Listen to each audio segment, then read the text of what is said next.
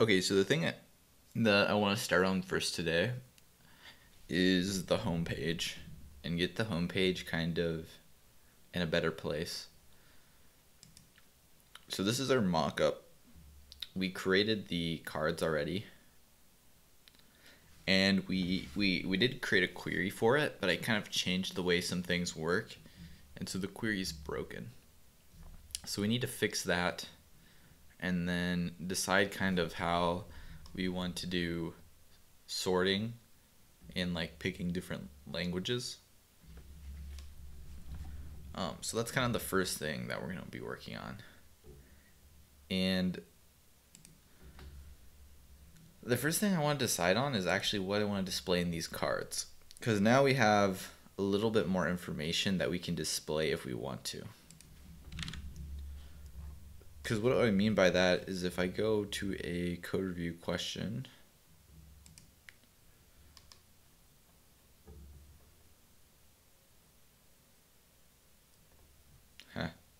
was this? Yeah, this is our code for it, I think. Yeah, this is the home questions. So we can select a actual question. And one possible thing that we added that we could display on the home page is the code snippet. I don't think I want to include that though. I think I want the user to click on it and then see the code snippet. Also, the way I see this working is when you click on a card, it actually takes you to the page. So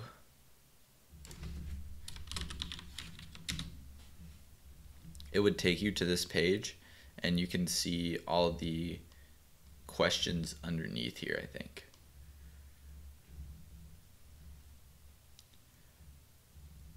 So I know at one point we were doing it like kind of specific to the question, but I think I want to go back to where it's specific to the repo because I want to take them to the main repo page and not to a specific question. That way you can kind of see different questions. But I still want to do tags. And this also simplifies our query a little bit. But I'm going to see if it just does not make sense to actually display just the repo. So that's where we're going to play with first, I think. We're going to fetch the repo and see if it makes sense to make a card out of that. Alright, so we add pagination to the home questions. We can do the same thing for this over here. I'm going to make a generic version of this.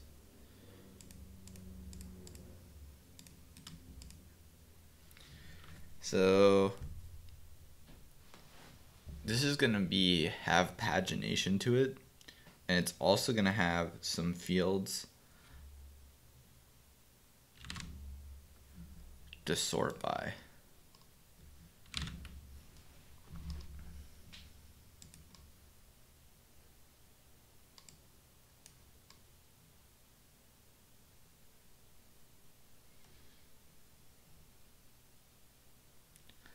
We're going to use those for like the tags.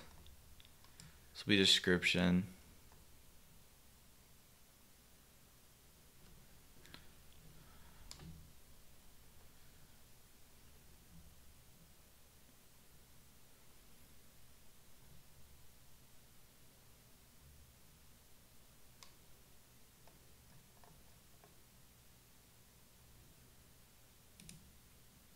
Alright, we might just break how I do this generic resolver at a later point, but that's okay.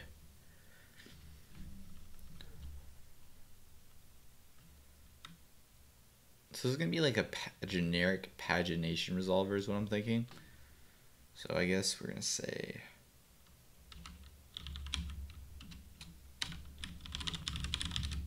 think I'm just going to call it find.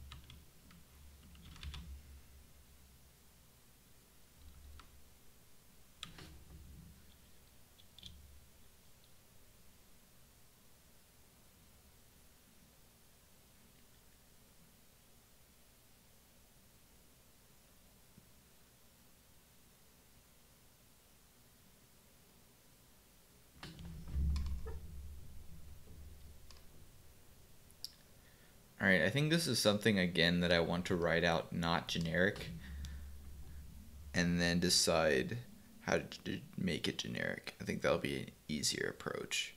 Because I'm looking at this now and I'm not sure how I want to handle what the input field should be and stuff. Did you go to UT? I did not go to the UT that you're thinking of. I went to, and I guess we'll write it over here. I went to UT in Dallas, or UTD is usually how people call it.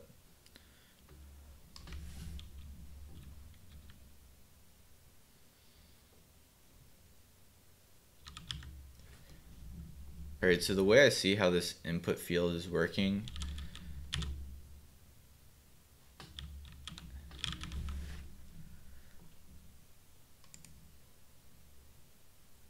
oh nice, you went to UTD? Oh, you went to Plano West? Nice. Yeah, there's a lot of Plano West kids at UTD. When did you graduate?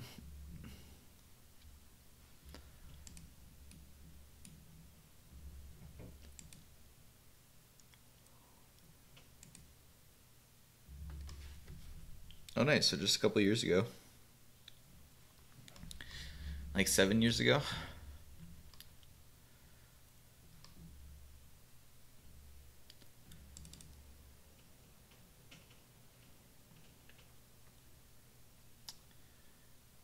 So this is also going to include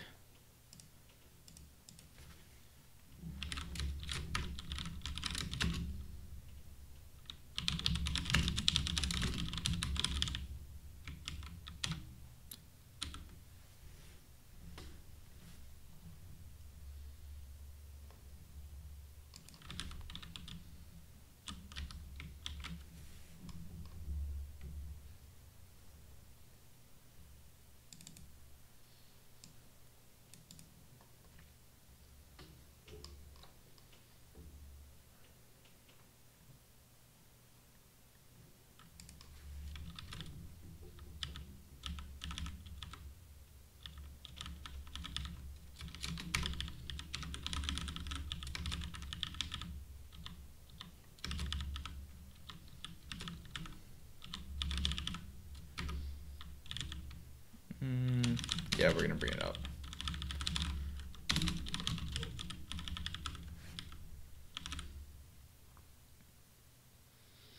Do you ever work with any other backend stack? I'm curious what this GraphQL/Postgres story would look like with C#, .NET, etc.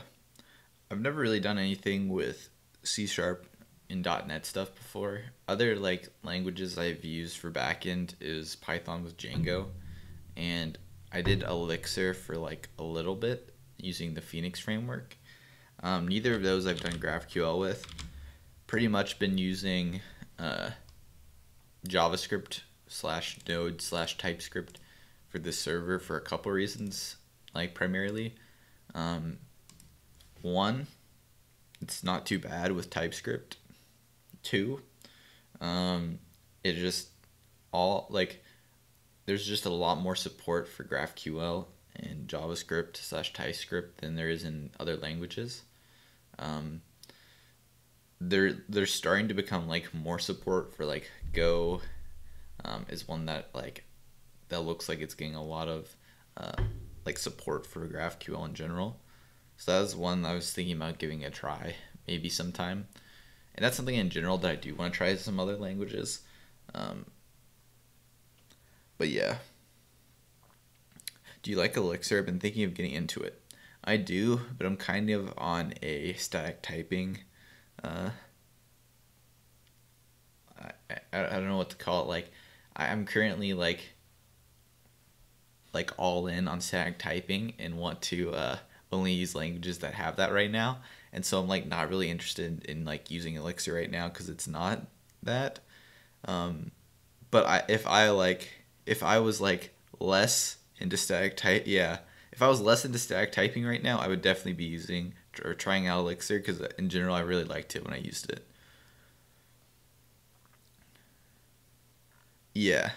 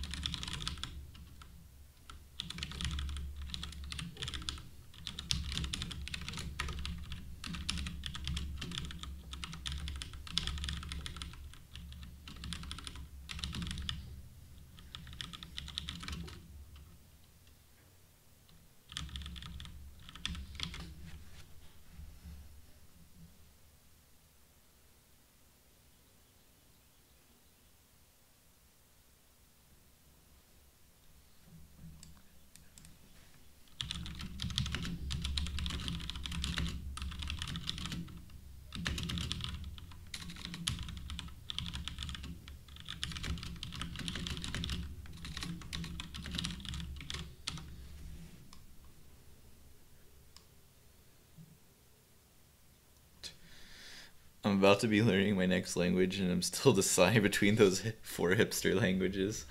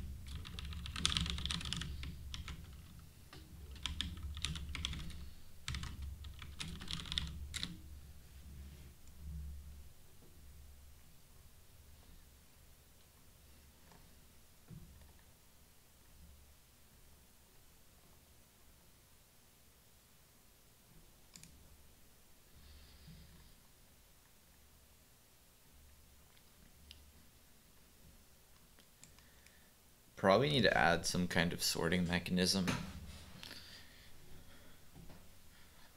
Looks like they use skip instead of offset and take instead of limit.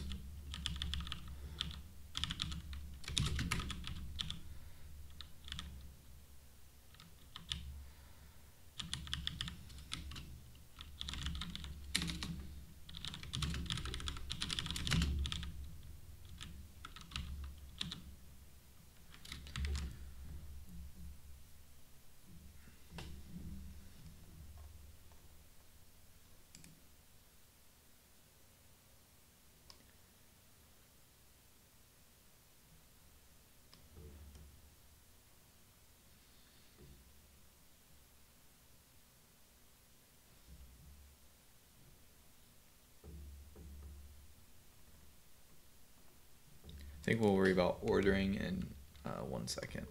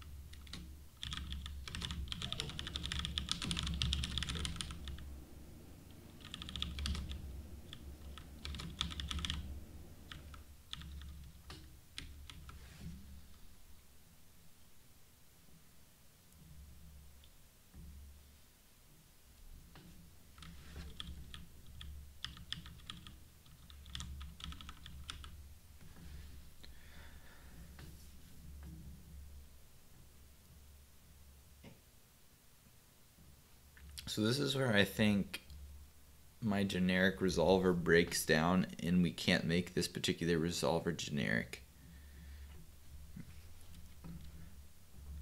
And the reason why I say that is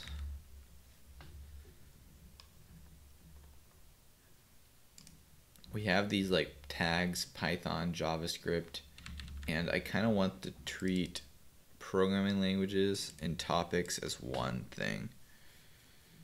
And maybe I should have done it differently. Are you happy with type GraphQL? Yes, I am. I haven't been really enjoying it.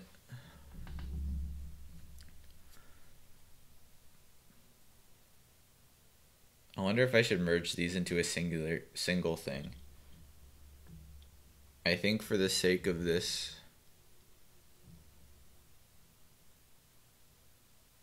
yep, I've decided. We're doing this. So there's going to be no such thing as programming languages on code reviews. I'm just going to make my life easy.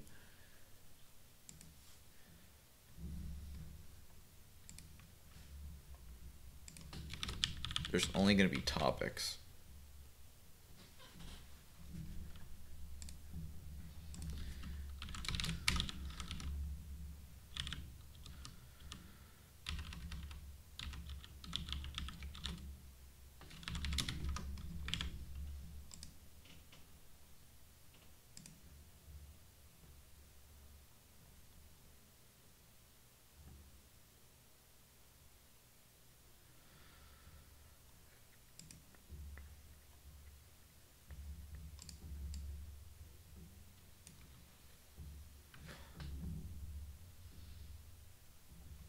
I'm not sure how to make this happy, to be honest.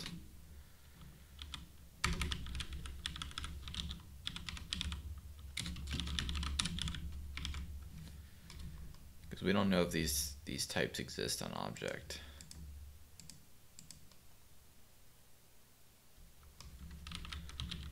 I think I'm just going to say any there. We're probably just not going to use this base find resolver for this particular thing. I think we're going to just leave it for later. But because I got rid of programming languages, I'm going to have to also change it on the front end real quick.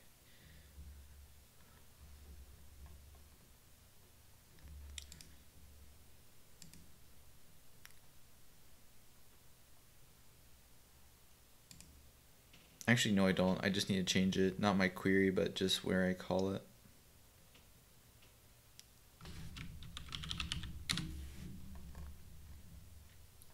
So here we're passing in programming languages to this code review post. And I think what I want to do is merge these two. Merge topics and programming languages into one. And I also want to filter out duplicates. Let's make a utility for it.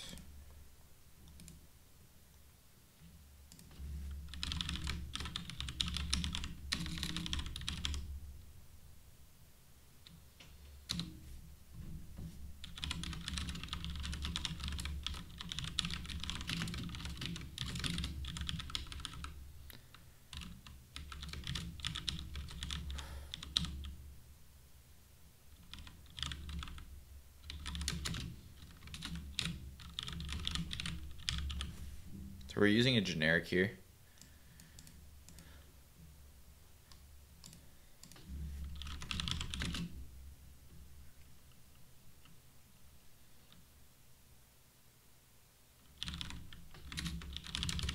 And we're just going to, I guess, create a map. That'll be simplest. Actually, I feel like there's going to be an easier way to remove duplicates in an array. It's probably like a one-liner. Make it into like a set.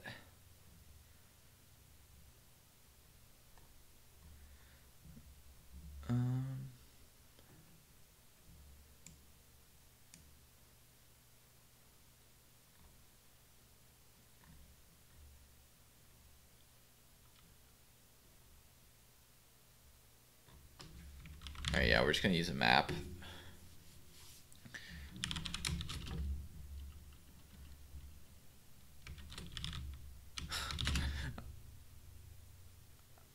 I guess it's going to be a Boolean.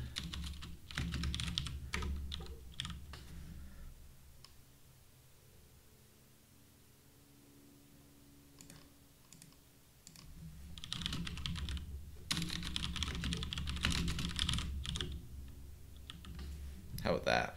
Will that do it for you?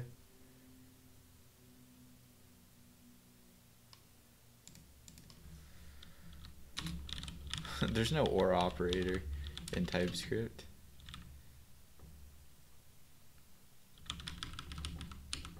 Just say any.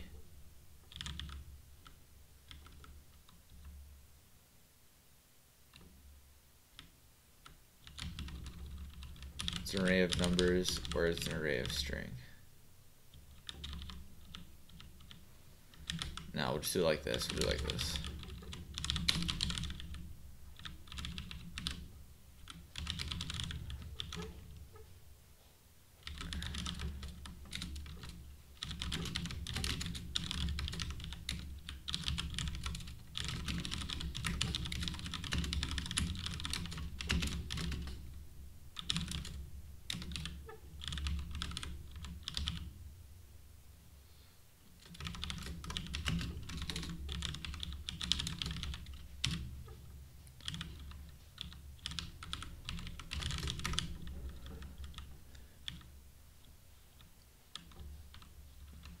So I want to keep the items that are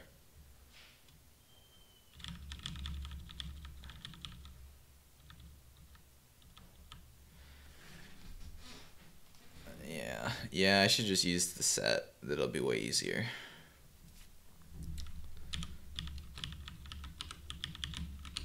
I think set may need a polyfill though. I was very close. I'm fine with this though. I guess there's no point in having a... Nah, I'm fine at encapsulating like this in case you want to remove this later. What is it that makes you so productive? I think you're way ahead for your age, and your ability to just code like 10 hours a day requires a lot of stamina. I just don't have it. I get burnt and fatigued too easily. Use the set. I mean, basically what I do is I just take frequent breaks. And like, I am coding like a little bit more, and it takes a little bit more stamina to do like a 3-hour block. But usually I'll code in like an hour and a half block, an hour block, 2-hour block maybe. And then I just take breaks in between that. Lodash has a unique, if you're feeling lazy. Yeah, maybe we should just use that. We'll see if we get any problems with this in production, and then we can switch it out. Hey Ben, where do you start using code generator in YouTube? Which video, I mean? Oof. I don't think I do. I actually don't think I actually even set up code generator. It's gonna be in the very beginning if I did. I think I set one up for GitHub, and I set one up for this. I think I set up this for the 24-hour startup, and I don't know if I did it here. It's gonna be at the beginning if it is though. Anyway, we have this remove duplicates function.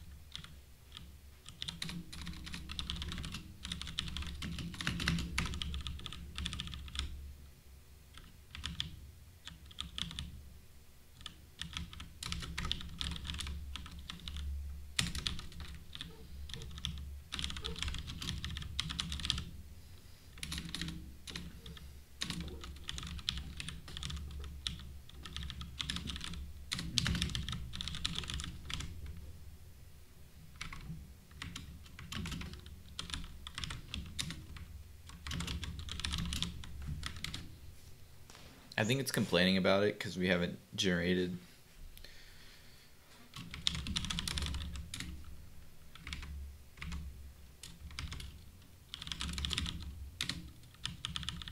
Alright, so that field doesn't exist. There's only topics now. How much do you code daily? Um, I'm gonna be making a video about that, like what my usual schedule is. Um, but yesterday, for example, I coded for 2 hours and I believe 40 minutes.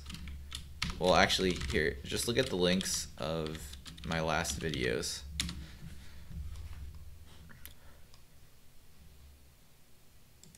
So this was yesterday, just how much I streamed. So one was an hour and a half, one was an hour and a half, and the other one was close to 3 hours. So 2 hours and 40 minutes. So what is that? 2 times 60 plus 40 plus 90 plus 90. 5.66 hours is how much I coded yesterday while streaming. And I don't think I really coded much after I streamed.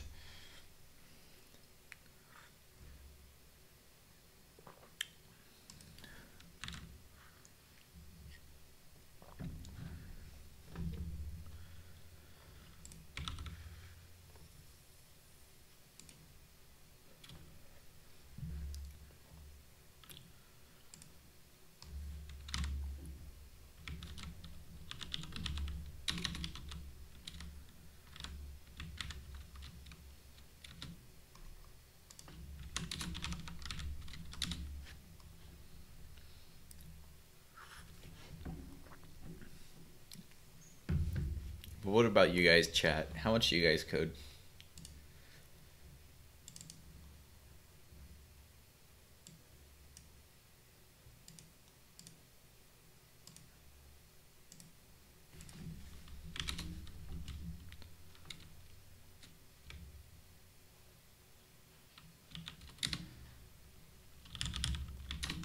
Yeah, I'm gonna give Wacko Time a try real soon, and that's what I want to kind of include in the video that I do, I think.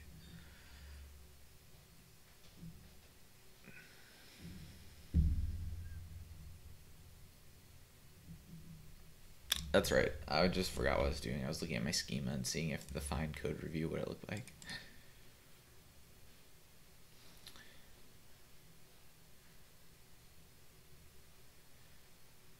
Find code review post.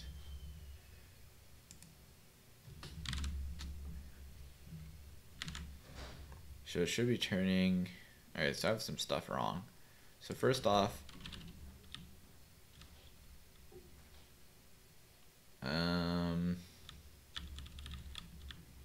this should return an array of code review posts.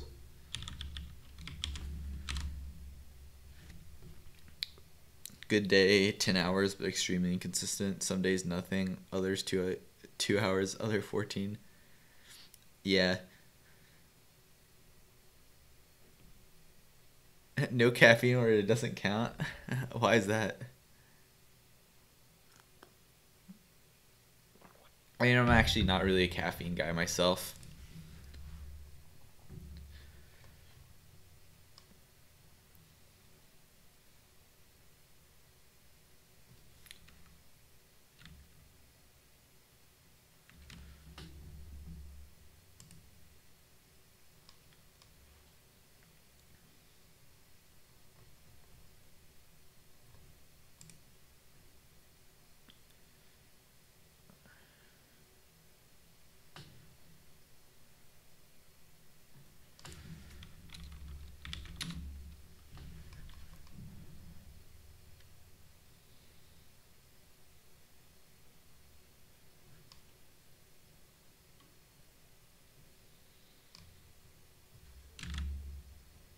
Topics should be nullable.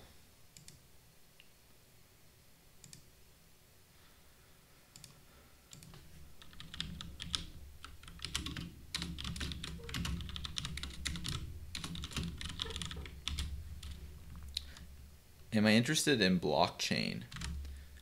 Not really, actually. I'm not really a huge blockchain guy. It's something I'll like at some point. I'll probably try out and like spend a little time with. But like as you can tell, I say that to a lot of things. So I have like a long list of things that I want to try out. and haven't gotten close to blockchain stuff yet. So that's possibly knowable.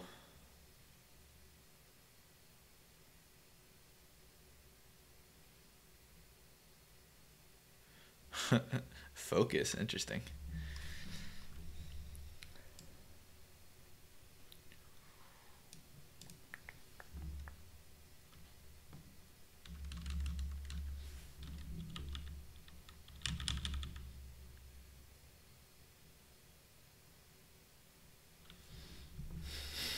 Adderall.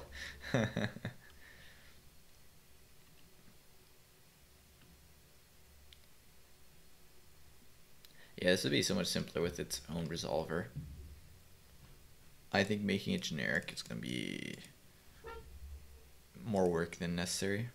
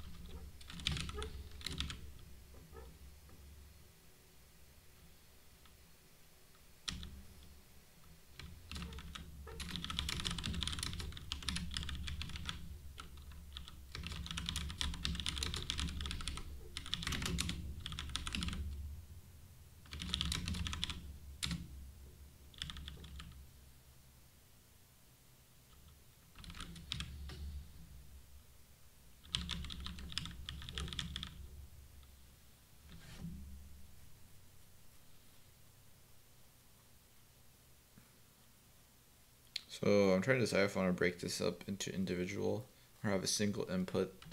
I guess we'll have a single input.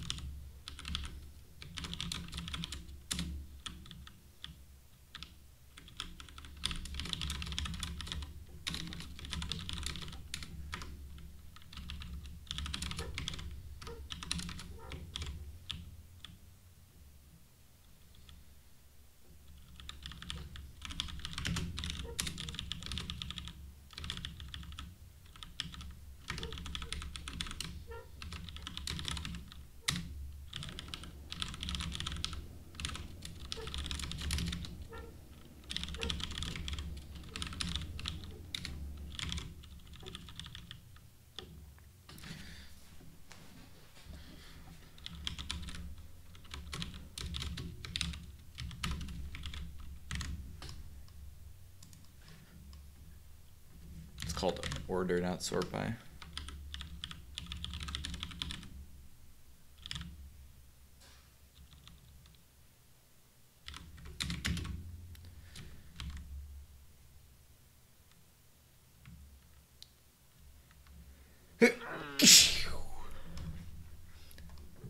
Excuse me.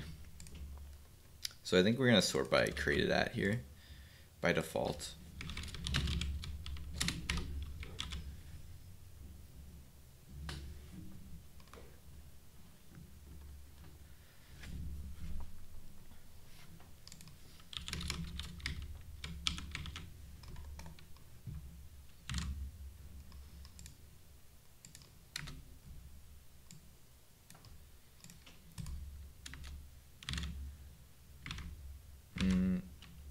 Actually, I don't care about the website right now.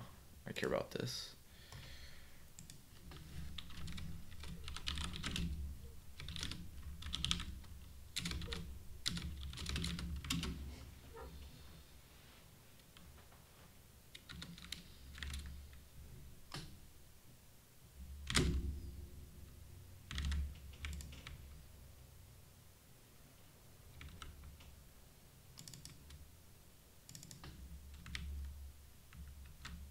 I called this thing input, but it's called code review post here. That makes me think I crashed the server.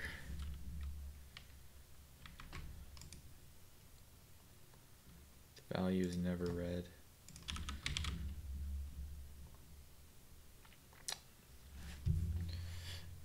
Are you using yup anymore on the server? I haven't done any validation yet, so I haven't added yup. But Typeform uses a different kind of thing. They have class validators. And so when I get to that point, I think I may try that out instead of using yup and see how I like it.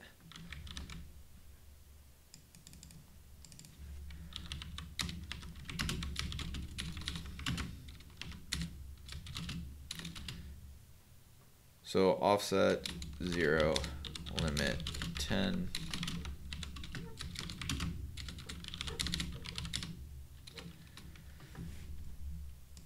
I think I've only done one repo.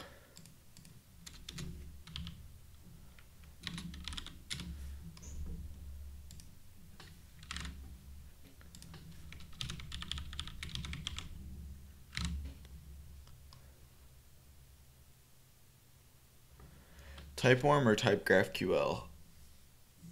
Both. I'm using both, but TypeGraphQL has the class validator that I'm referring to. Okay.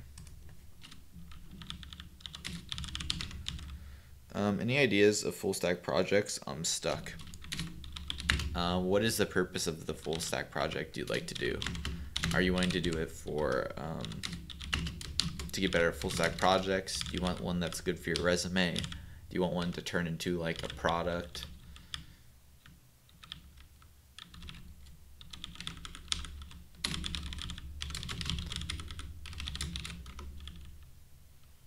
For science.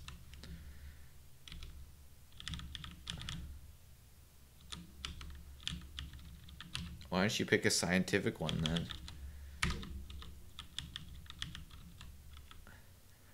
Something like do a Raspberry Pi project that has a admin dashboard that tests something.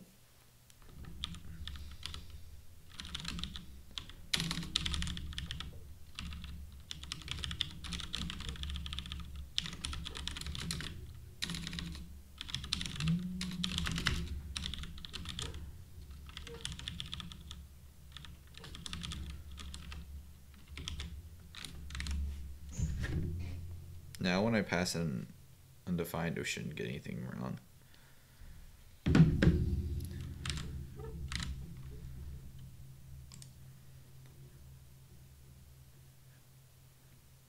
Cool. So now the next thing is to do, if I type in Python,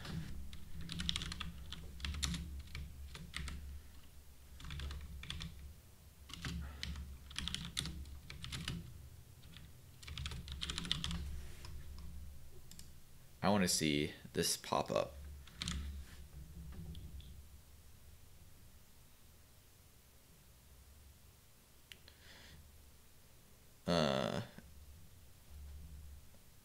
Do yourself beginner or intermediate? Oh, do I see myself as a beginner, intermediate, or pro? Are you talking about programmer? And like as like a general programmer, or are you talking about like as full stack developer?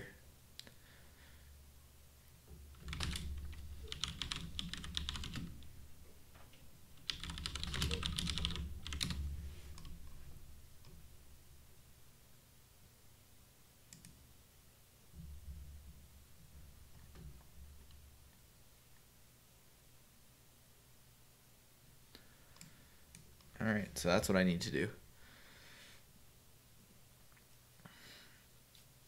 In general, I don't really know how I would rate myself.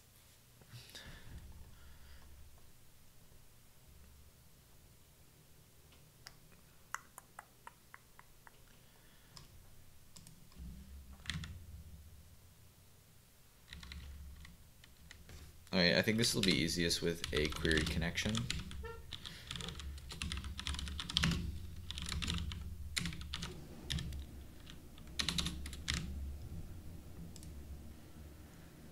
if you apply for a job, do you apply for junior dev? Apply for a junior or dev with some experience? I'd probably apply as a dev with some experience.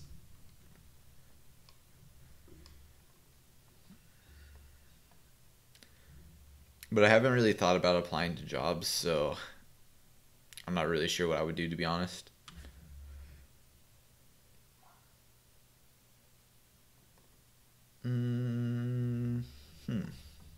This is what I want.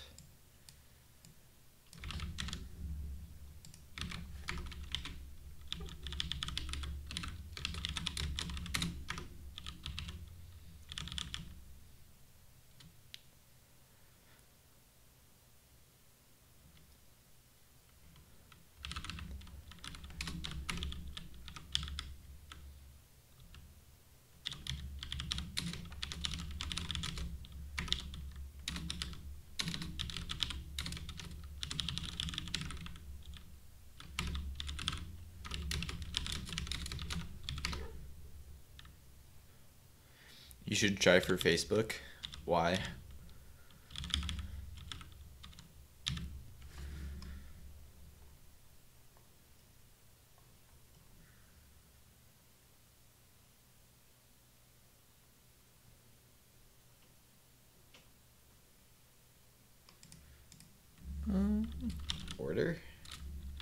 Order by.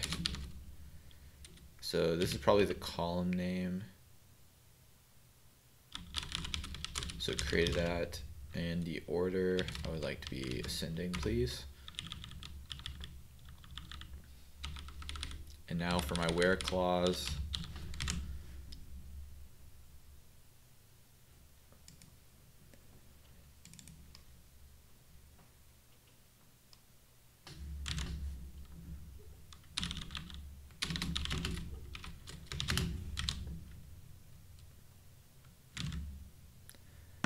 So here I'm just going to try putting the variable here and seeing what happens.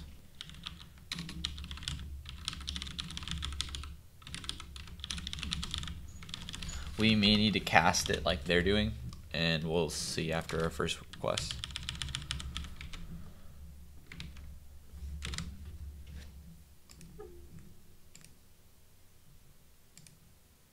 Alright, so the column created at does not exist. Create at, and I just need to wrap it in single quotes. That way it's wrapped in double quotes. That way you might end up on React. I don't know if I love working on, would want to be on the React team. I'm not sure or not.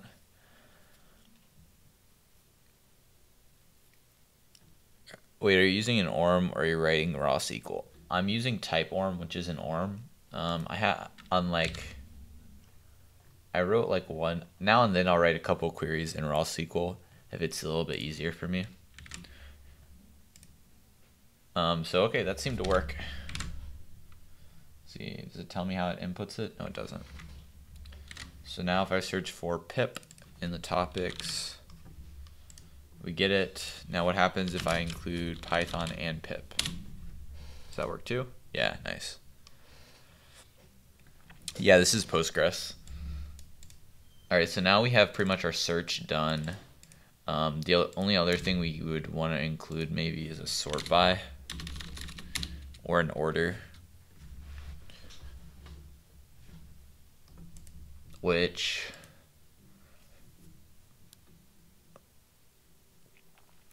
I'm just thinking how I want the user to sort. I think for now I'm not going to allow them to sort. And then maybe at some point we'll have like maybe points. I don't know what we'd want to sort by eventually. We can leave that for later. All right, but I'm happy with this now, and now we can actually implement this on the front end where I can click on a language and find all the ones that have it. Yeah, I saw that post about the Guardian switching. That's the thing. I just see so many articles about people switching over from Mongo to Postgres and switching away from Mongo in general and wishing they used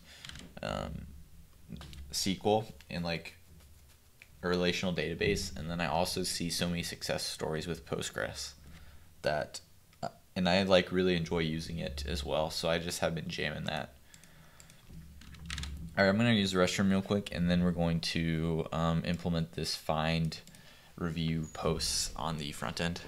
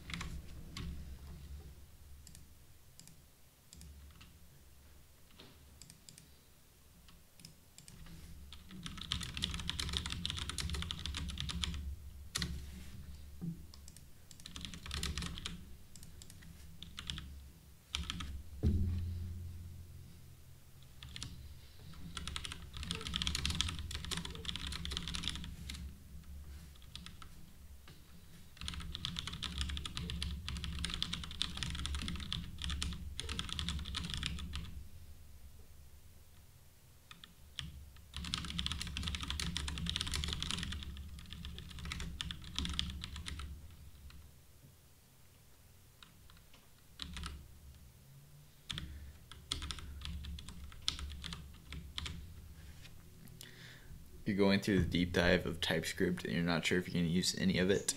Yeah, that's pretty much what I did with TypeScript. Is I kind of like was familiar-ish with Java, and so it reminded me a lot of Java. So basically, I just started writing my JavaScript like I would Java, and then I kind of would just reference that guide as I was going. Because yeah, a lot of stuff you won't use half of the stuff in the TypeScript guide like 90% of the time, but then 1% of the time you'll go and you use those things.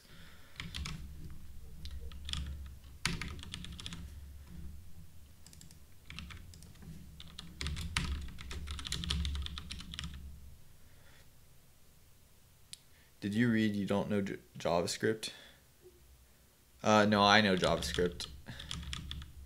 Well, actually, when I started JavaScript, I didn't really know JavaScript. I kind of just picked it up from knowing Java. Java was the first, was it the first language? I think it was the first language I learned.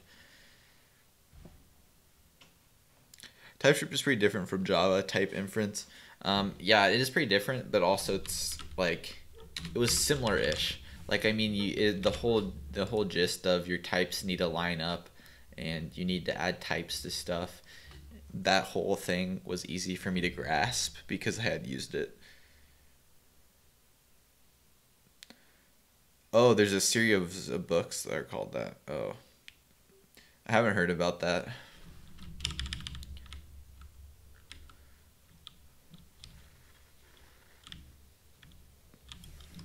All right, let's generate that.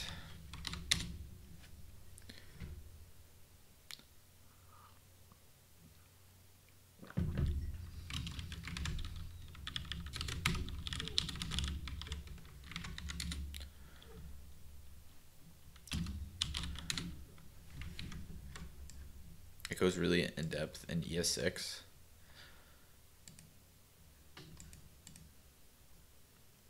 I guess there's a lot of quirks to JavaScript in general. So what does this affect? This affects the index page.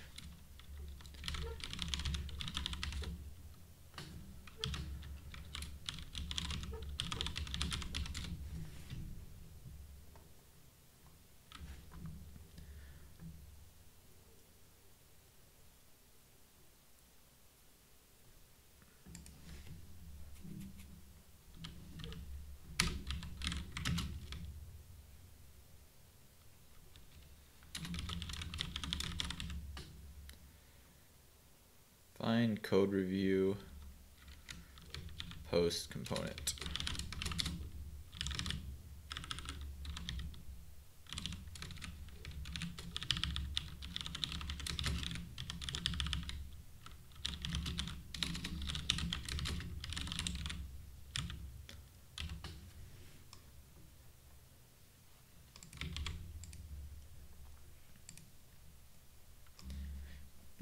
I haven't used Java much since, I don't think I really did Java 8. I saw they added lambdas, but I haven't been really tried those out yet. That's kind of where I stopped. I think Java 7 was the latest that I've coded on. Input is missing. Oh.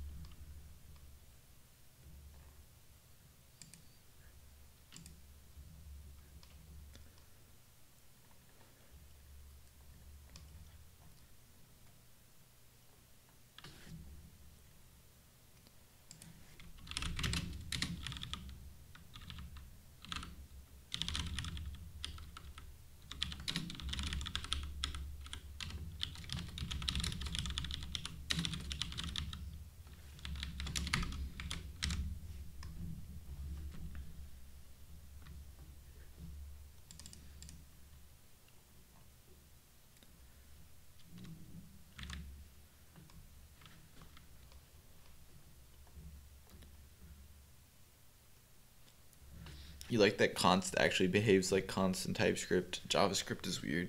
Yeah, JavaScript is really weird. I know some people that actually will use let everywhere instead of using const.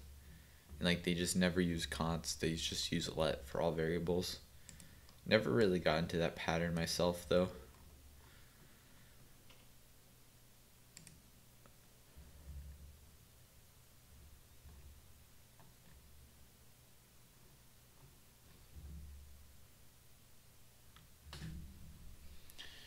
So the question card here, I've kind of changed how it works. It's now more of like a repo card. I think I'm just going to rename it.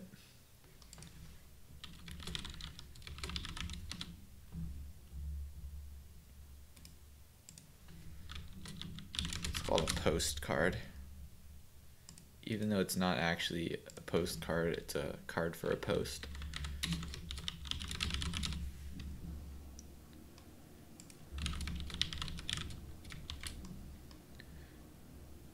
Do you know the IntelliCode extension for VS Code? If not, take a look at it. It's AI-based code completion.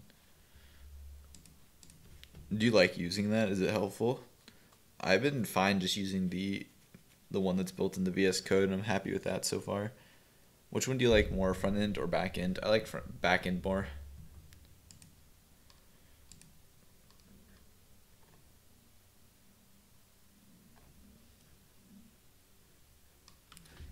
Alright, so what fields are we going to be getting?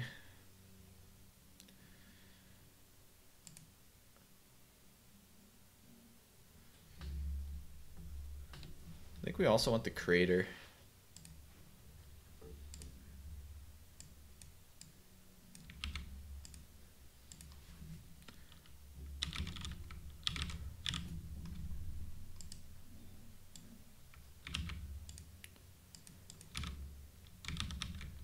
So copy paste is not working with that. Copy.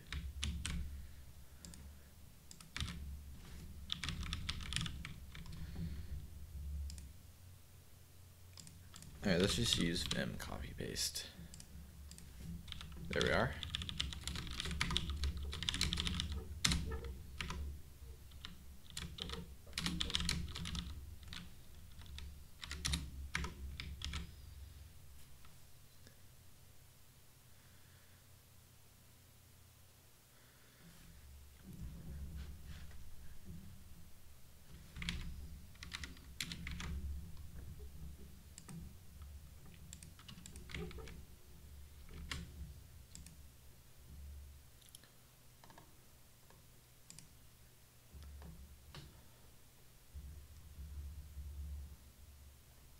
It's gonna be in the Apollo component.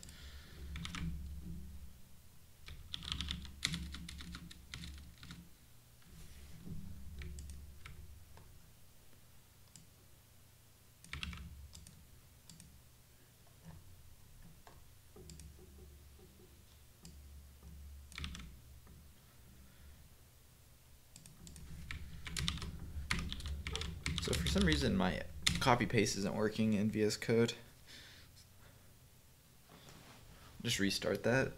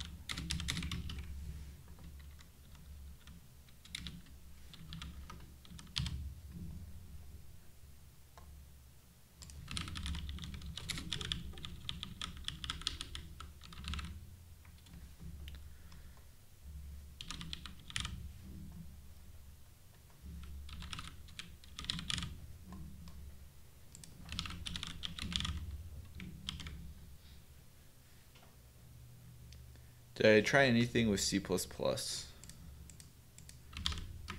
Yes, I used to do like programming competition stuff with C++.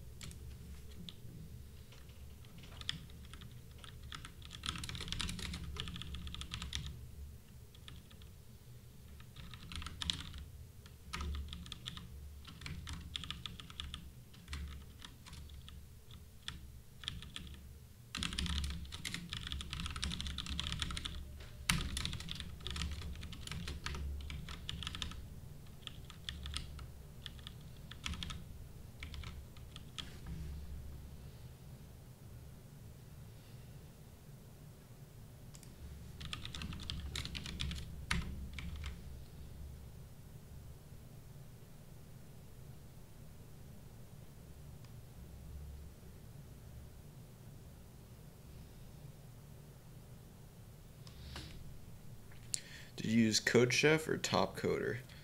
I didn't use either of those as much. Which one did I use? I think the one I did the most was... I did Leak Code a little bit, but that was different. That was more for interview stuff.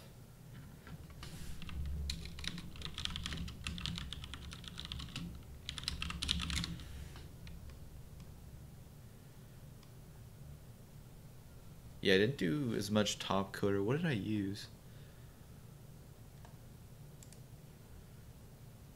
I did HackerRank a little bit, but not that one as much. That one I did a decent amount. I did Project Euler a decent amount as well. But there was one I did even more than those. This one I did the most. Sphere Online Judge is the one I did the most. I did Triple Byte a wee bit. but this guy's the one I did the most of, I think.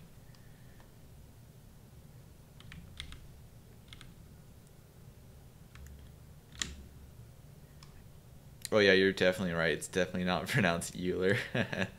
I forgot about that.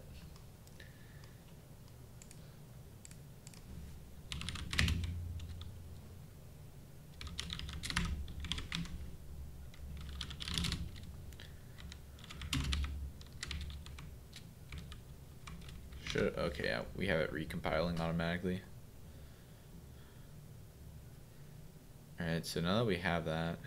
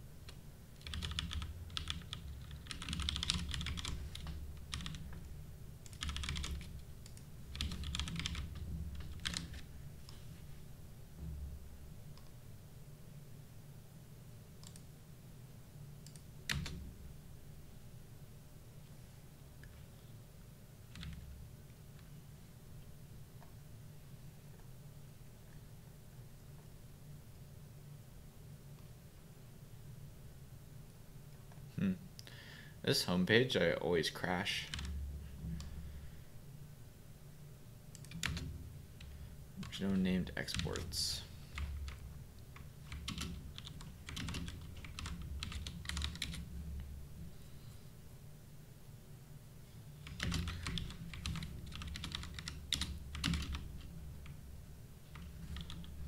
Ah, card grid story.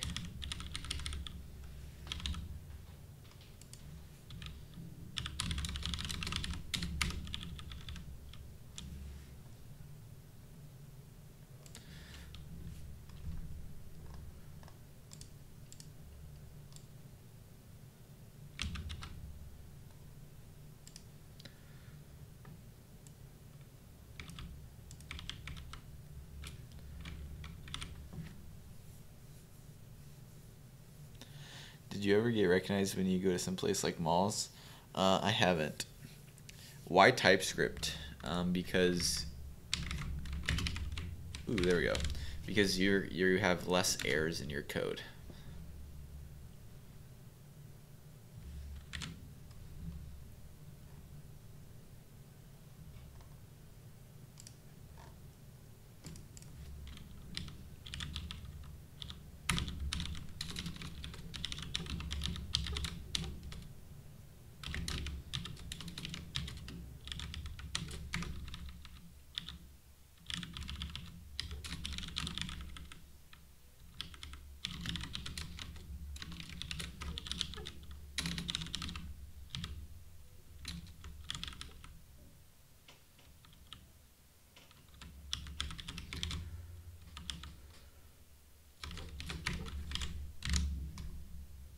Here we are.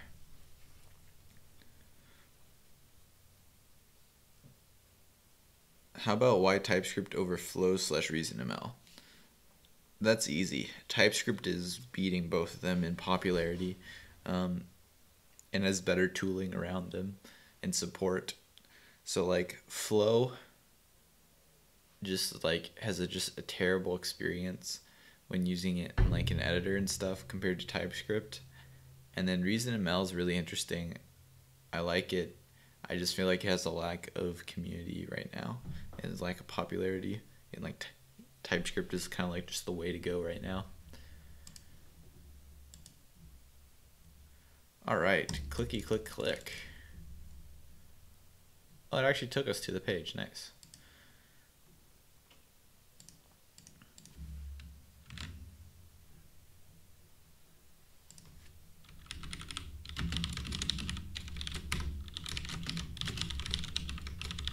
So we're gonna make an on click for the topic.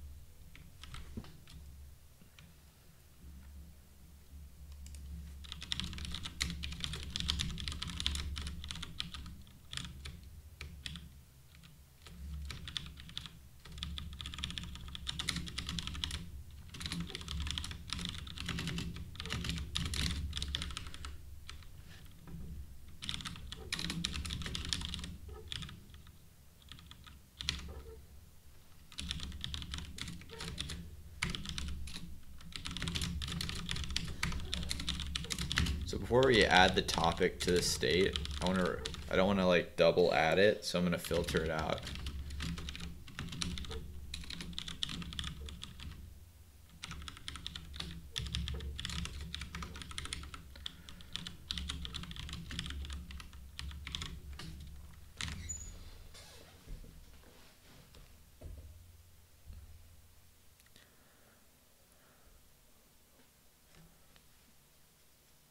Microsoft and Google are heavily using TypeScript. Yeah, they are.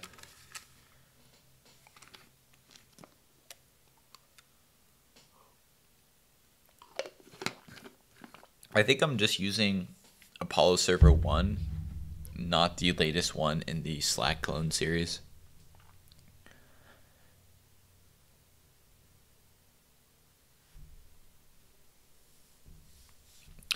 You found it interesting that I mentioned ReasonML but not Elm. Yeah, I'm curious why you would say ReasonML is dead versus Elm. Is there any numbers that kind of show the popularity of ReasonML versus Elm? I mean, one thing that I like about ReasonML is I can use it with React, whereas Elm is basically its own kind of thing. That was one thing. In general, though, I liked Elm. Yeah. All right, let's see. I'm curious how much more popular Elm is. I actually have tried Elm, and I did like it.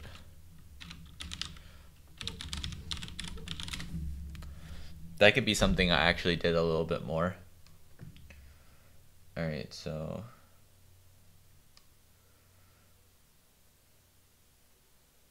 Actually, there's like a significant amount of people that have heard of Elm compared to Reason. That's interesting to me. Okay, have heard of it, not interested.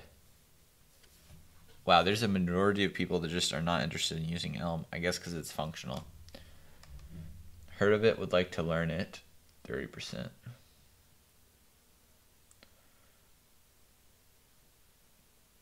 Used it, would use again.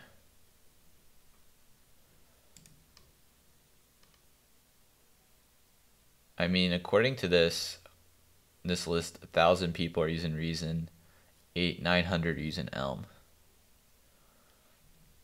But there's more people that have heard of Elm. That's very interesting.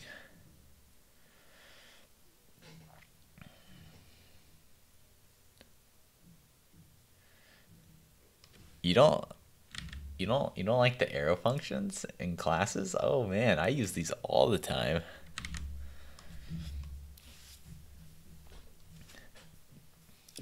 Elm subreddit has 7K members. ReasonML has 1.4. Okay, that's interesting.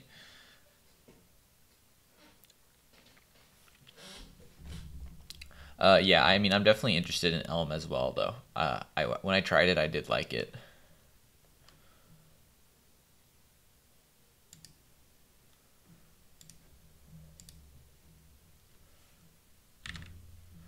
Yeah, LK knows what's going on.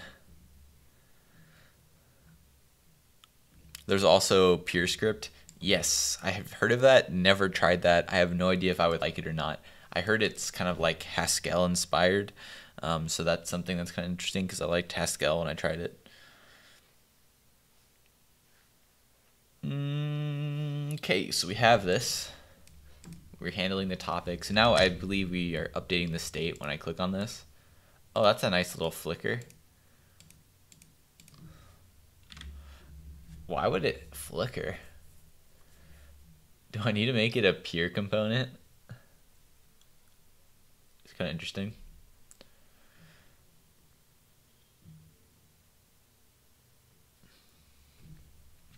Why do you say Elm is less powerful than PureScript?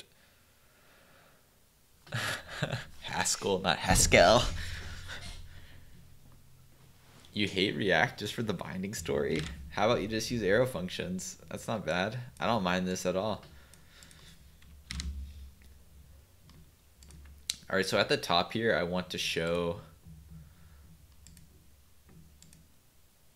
Okay, there's a search bar up here. We're not going to have a search bar. right now. I think I want like at the very top just like a line of all the tags or topics displayed.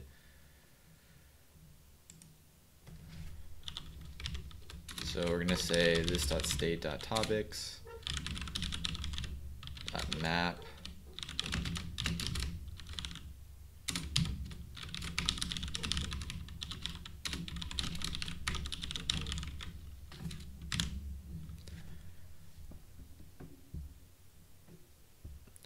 The creator of Elm deliberately wants Elm to be appealing to JavaScript developers, so he exclusively makes the language simpler. Oh, gotcha.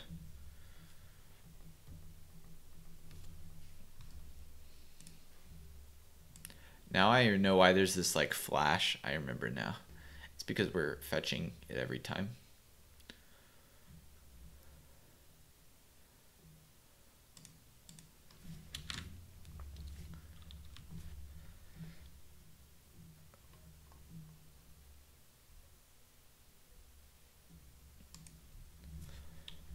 So I want this to be remove topic.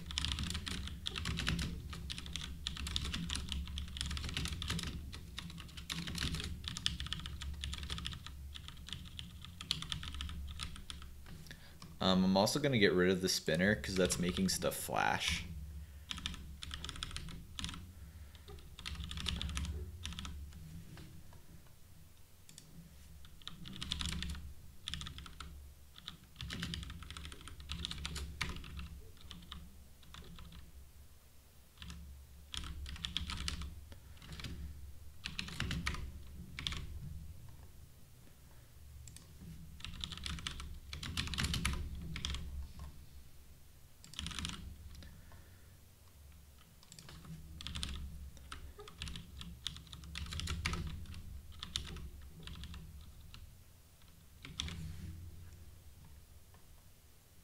And then when you click on topics up here, it's now going to remove them.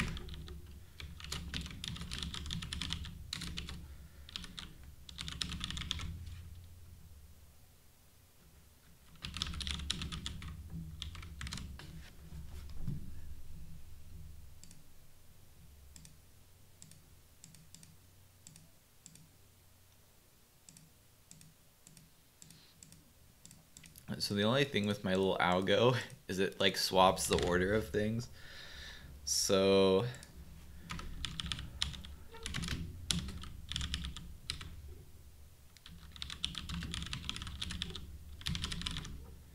topics.includes topic. I don't know why I didn't just do it very simple. This is way simpler than doing a filter thing.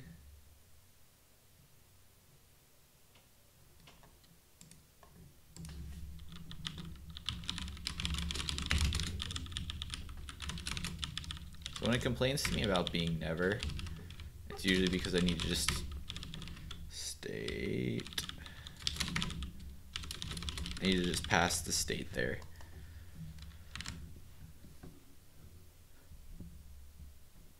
But you need to create a compiler from PHP to JavaScript. No thanks. Alright, we can click those off. Alright, so let's add some spacing, and I think I want it on the right side maybe.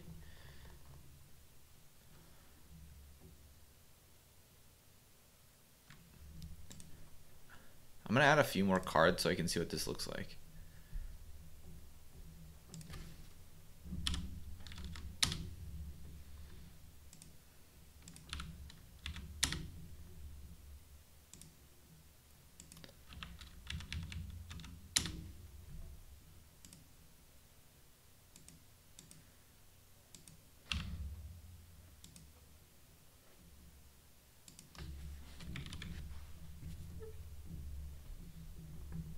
All these are Python projects.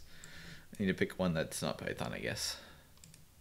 So first thing, I think we want to center these cards. So it's a little awkward that the cards should line up with the header, if you will, or the nav bar. But in mine, they're not because we made this 980 and this is just the cards are a lot shorter. And the cards are going to look super stretched if we stretch them to the end. So I actually don't know what I want to do with this. I don't know if I just want to center it. I don't know if that's going to look great. Let's see. Let's do flex instead.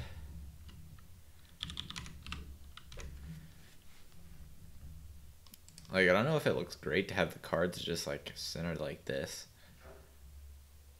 I think maybe we do 3x3 grid instead. Is there some reason you chose 980? Is that some standard? Yeah, when we looked it up, 960.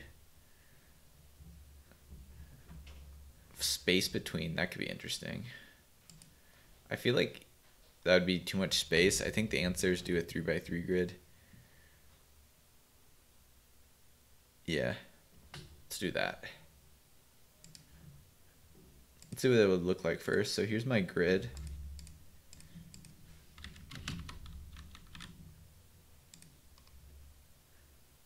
All right, so now I just need to make smaller cards.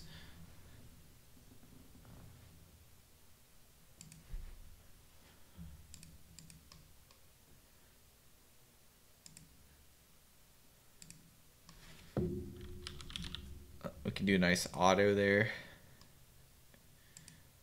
Can you not do an auto on grid gap? Maybe not.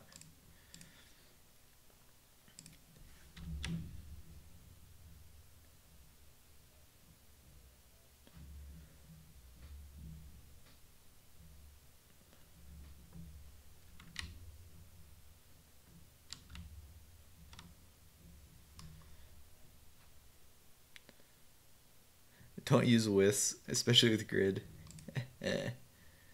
Yeah, I suppose you're right. I don't know why I was using a width in the first place. I forgot what reason we added that. But now that you say that, you're right. I should just not have a width. I guess I don't really want to set a height on my card either.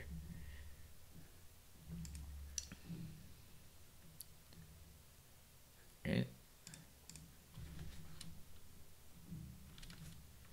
What was my grid gap before? I think that was a nice grid gap.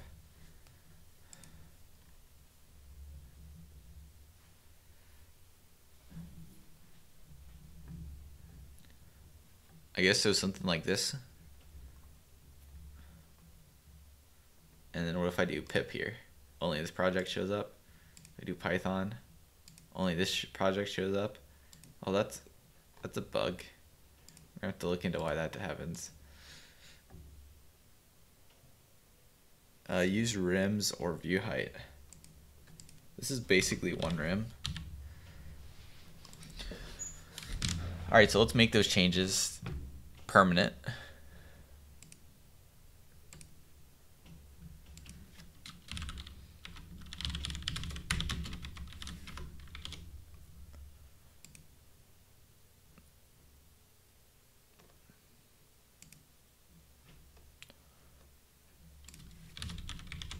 One thing that we'll need to do though is make a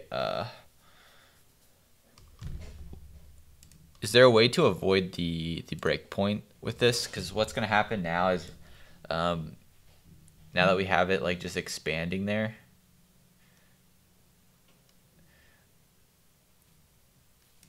you know what I'm saying? Like to make it so it goes directly down.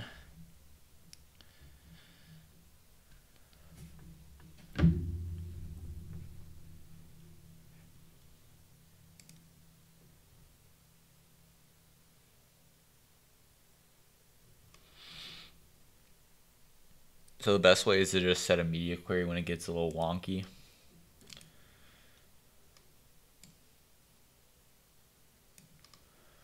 We need to set a padding on our nav bar as well.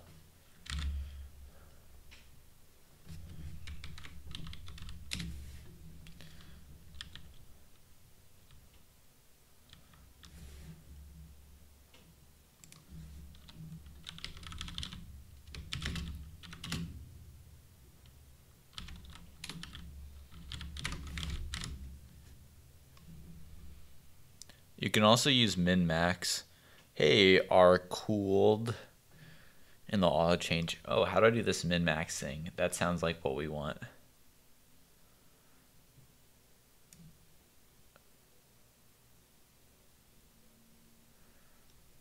So this is a case where I don't think I want inline padding, right?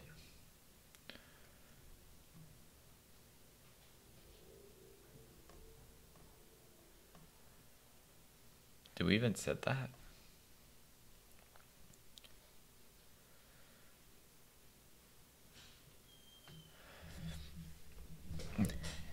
So Dangle, we're using CSS Grid and not Flex right now.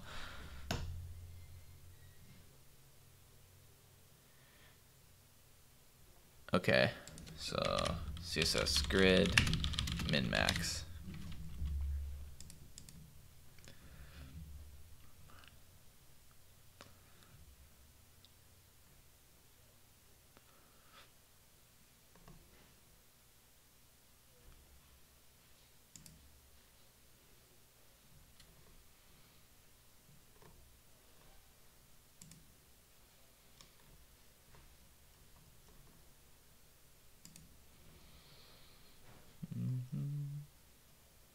There we go.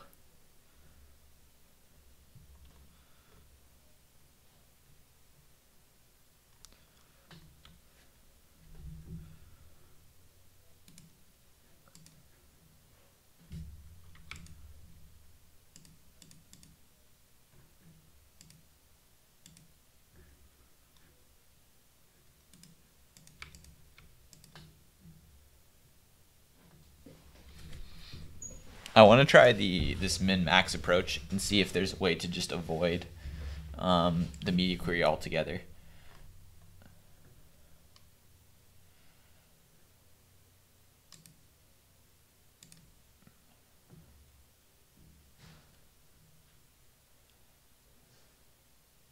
All right, so let's see if this does what I want it to. Yeah, this is pretty much what I want to happen.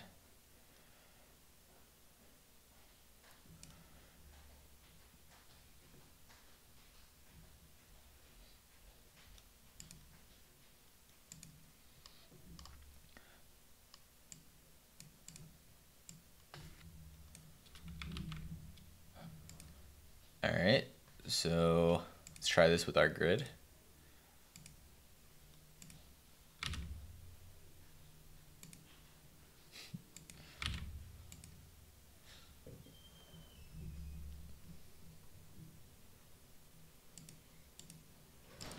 All right, so it's now a single grid here.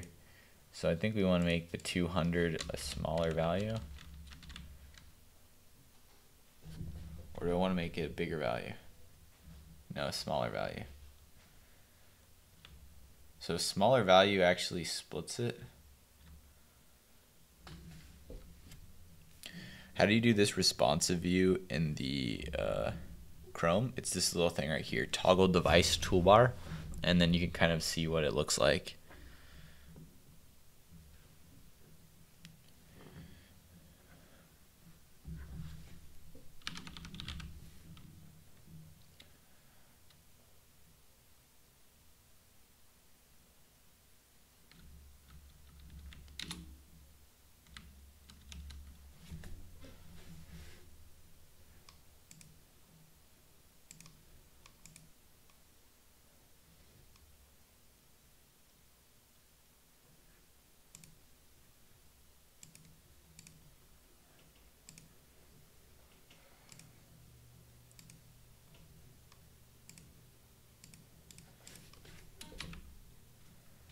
There we go.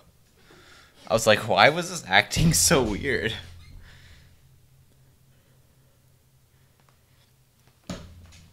Actually, you're right. Firefox has really nice tools for doing CSS grid stuff. I forgot about that. Maybe we'll pull up Firefox in a second if we need it.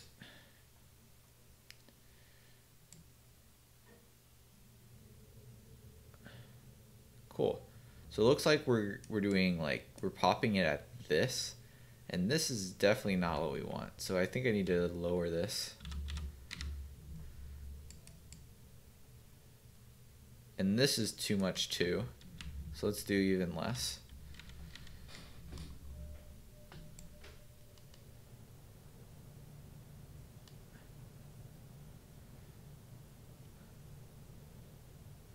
And I think that's pretty thick there too. Let's do like a 70 then maybe.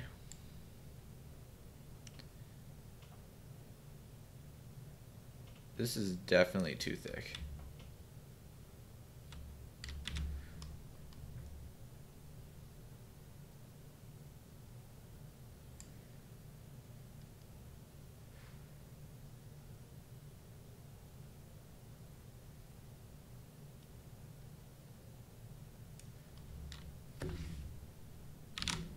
Let's do that.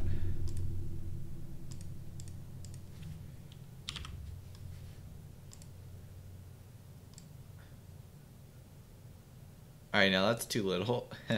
Also need to add some like space on the side, so that's a thing as well. I should be adding one rim. It's like a 2, I feel like 200 is probably going to be like a good place maybe. Just copy this over and then we can play with it in a second.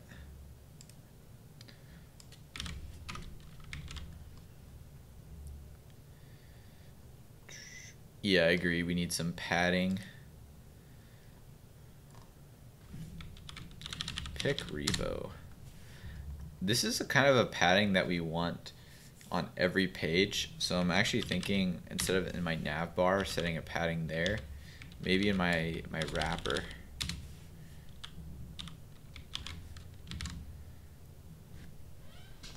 And now everything will automatically get it. And it'll all line up nicely.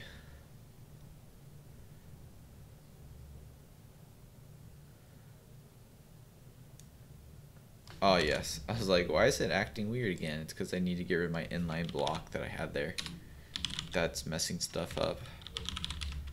So I'm in pages/index, and inline block is doing us not a favor.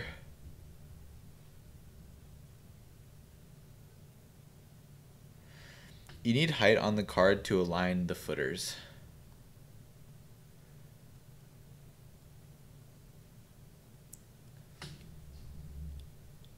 I think you're right, because I think if I don't set a height, then we're going to have problems with some cards being thicker than others, or taller than others.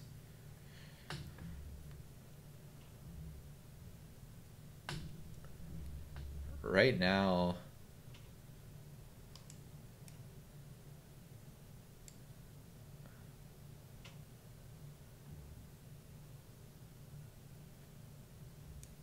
we also have this problem where it just goes off the screen. Alright, let me just see if the card width is good, and then we'll worry about our next problems.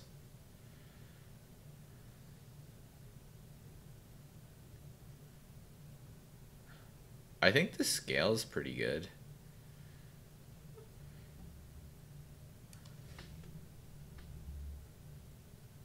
The footer of each card isn't aligned properly.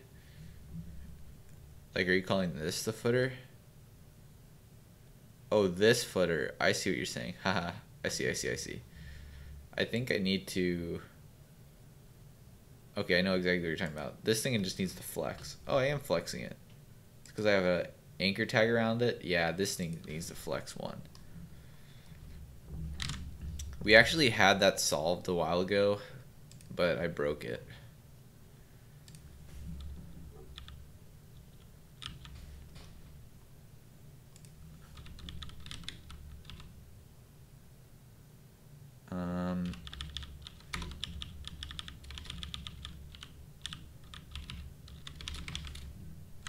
Like that, I think. Hey, LK, our 4th subscriber. Welcome. Thank you for subscribing. Nice, so this is lined up now. And this looks like a link now.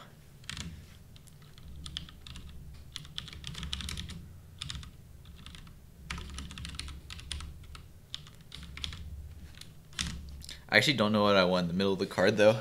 Just set margin top to auto if the card is a flex item.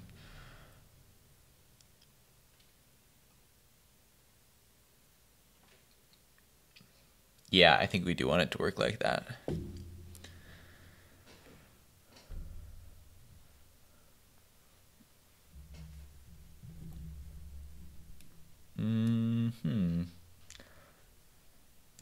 Okay, so first off, before we deal with like more card stuff with this, I need to decide what I actually want in the body of the card.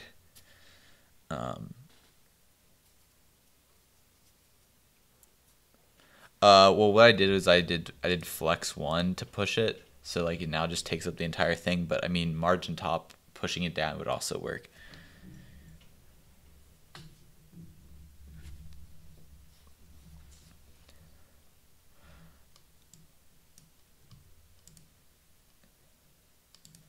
Yeah, so what happens is it can't break it because it's so long.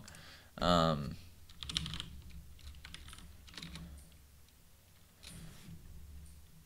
line break. What are my options for line break? Auto. Strict.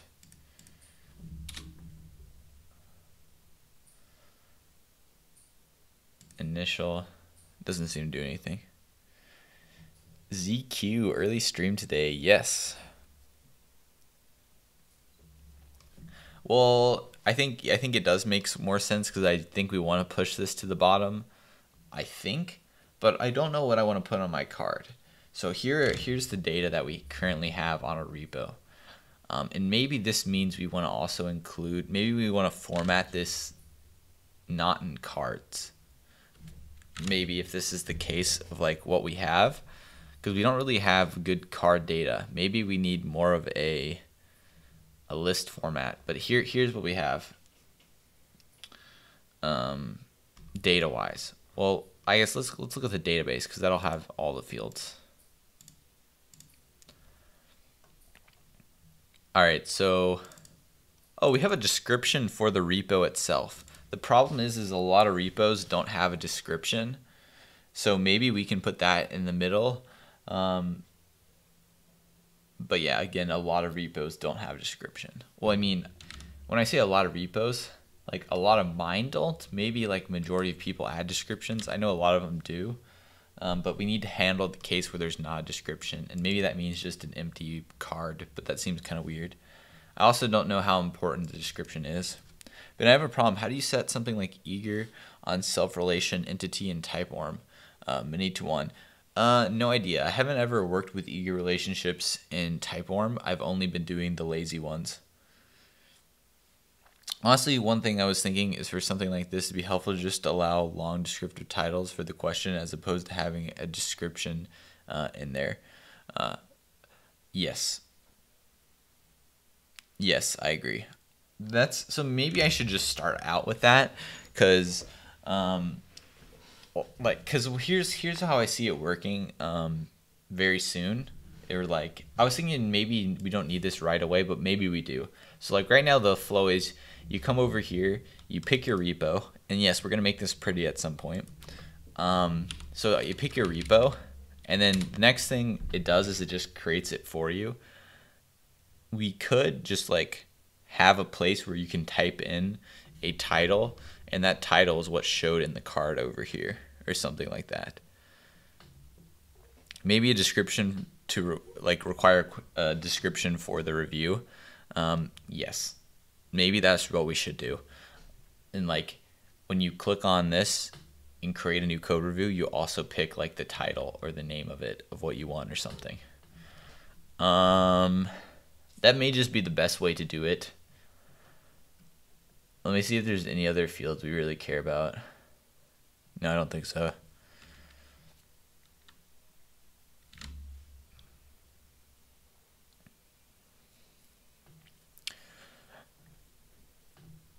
And in that case, I don't know if we even care about showing. I don't think we need to really prominently read the name of the repo. It would be the title. So why don't I add a title to the code review post here.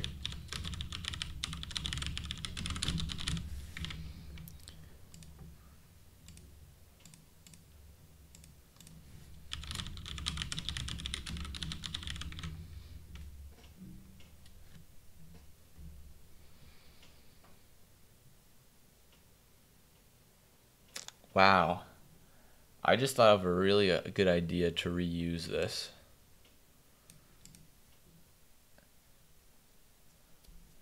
Okay, I'm going to try that later. Oops. Because we're kind of reusing a similar fields in this create input to over here, so I just had an idea how we may be able to reuse those.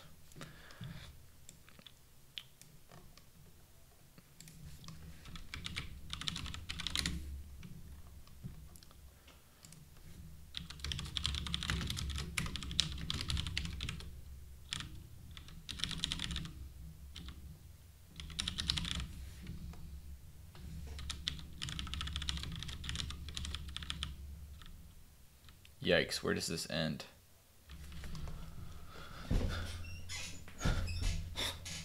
I guess I should have done this.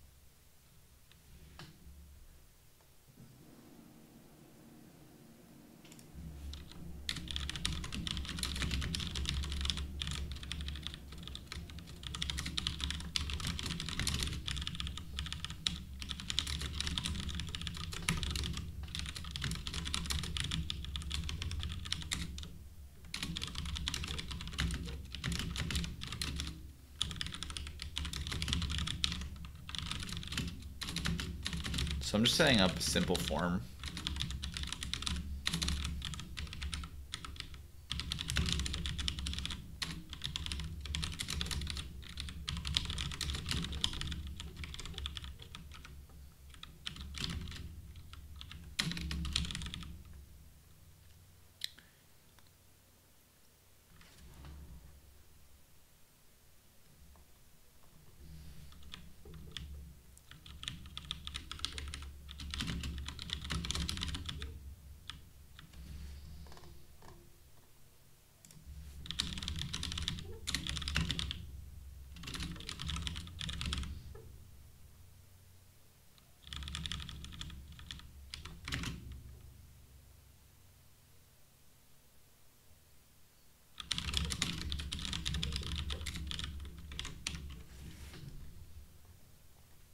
And I guess we'll have a button that fires things off.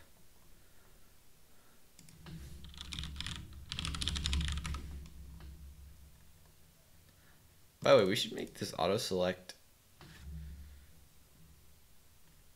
a controlled field, because right now it's not.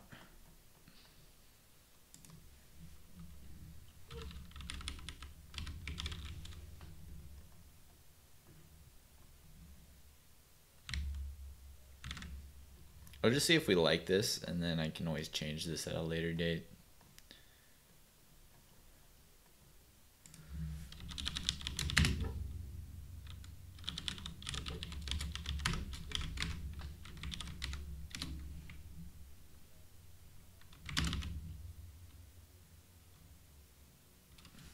So title contains null values.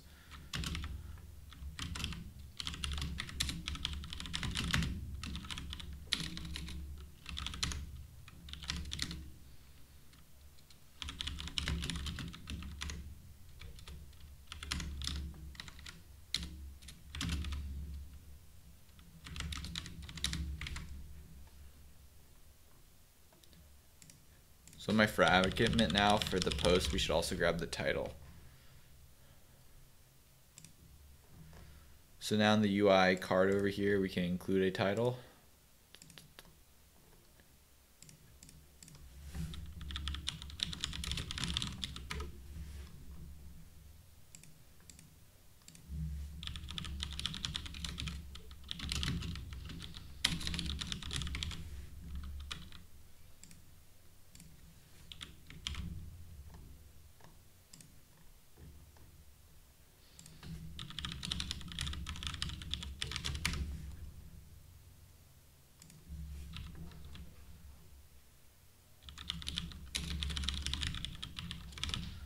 And maybe I can put this in the middle now.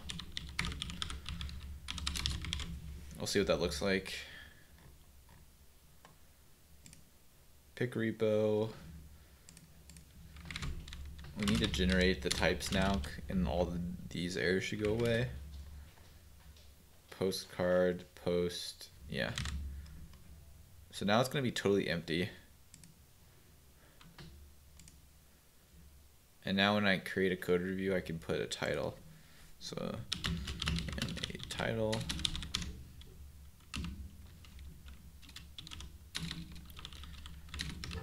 I guess code ponder doesn't show up. I should sort these numerically. Let's do Jello World.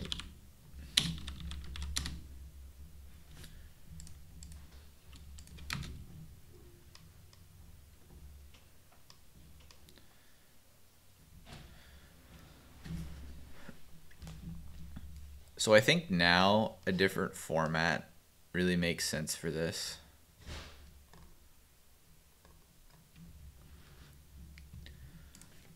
Rather than a bunch of cards, is to have kind of like a different way to display the data.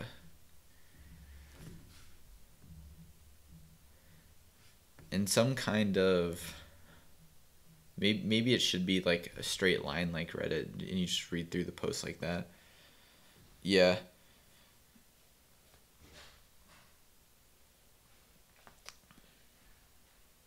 I think that makes sense.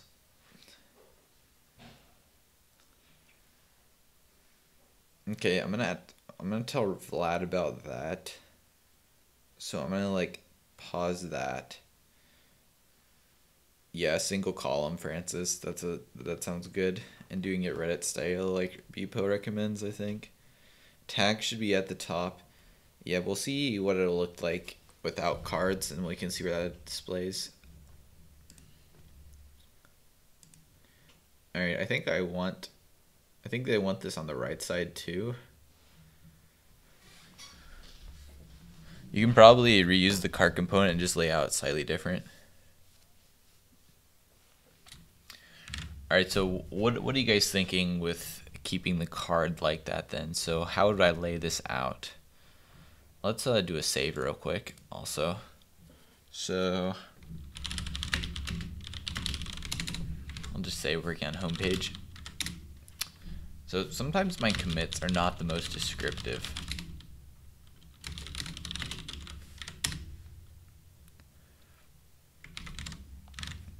All right, so let's focus on our card for a second. So this is a postcard story.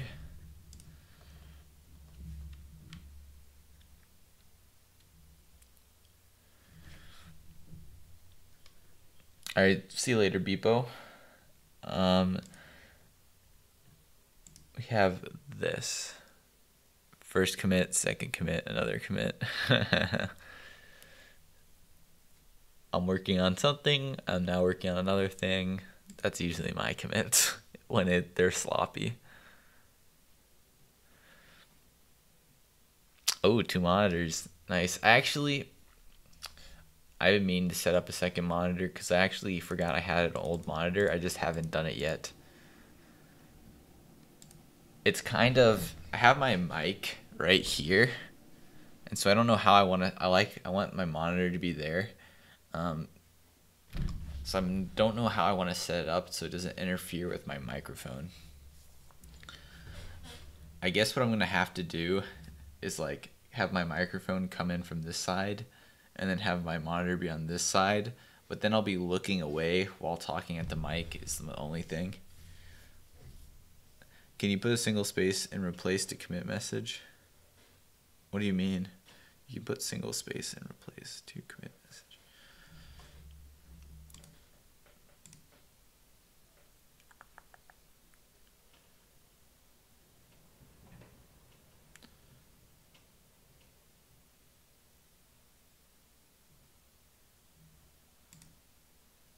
Oh, that's what I was gonna do. I was gonna do margin top 1 or auto.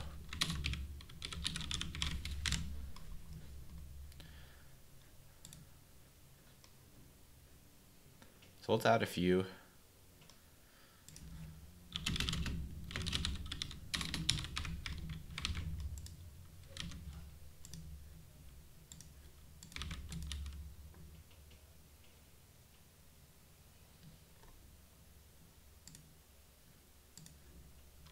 So I added that again. I want to make sure it doesn't show up.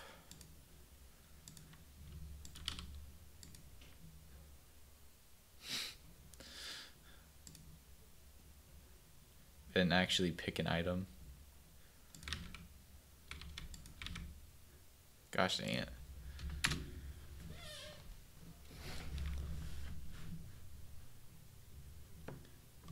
Empty commit is better. Why would I do an empty commit?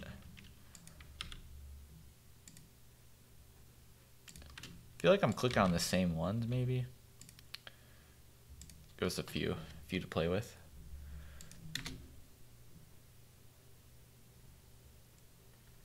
All right. So maybe we should only show the first 3 topics or something.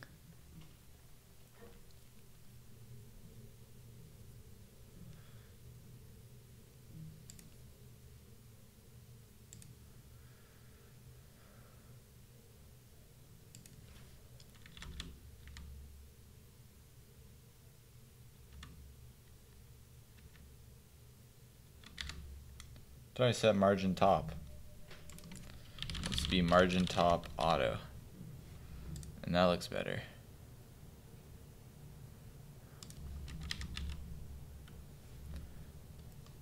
Oh, I put margin top auto on the wrong thing maybe? Oh, they're using the same class. That's not what I want.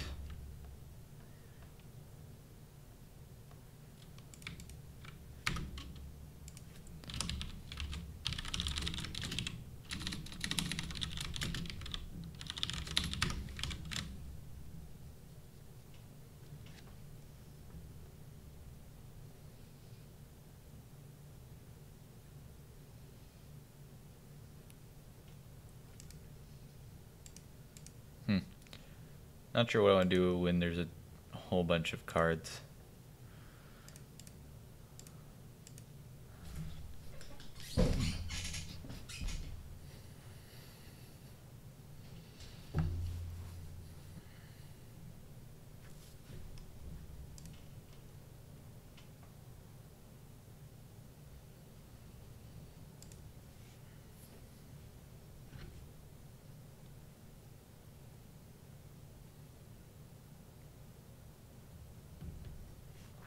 That's what I was thinking. I think I want to move on to work on something else right now.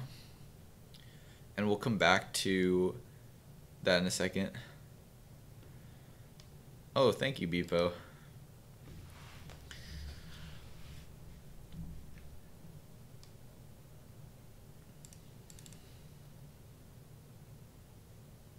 Let's do a logout functionality.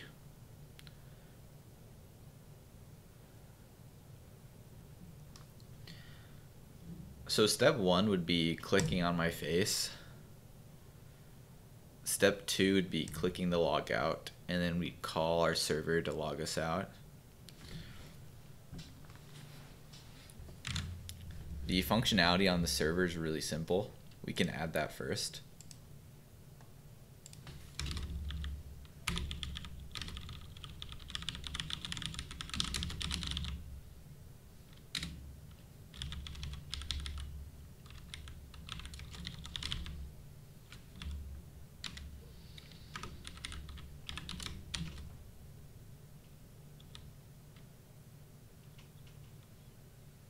You're a very good designer, Ben. Someone tell you that before?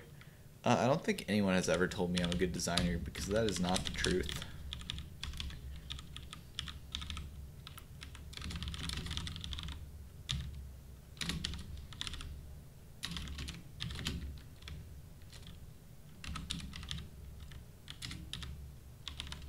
So there's a function on session called destroy.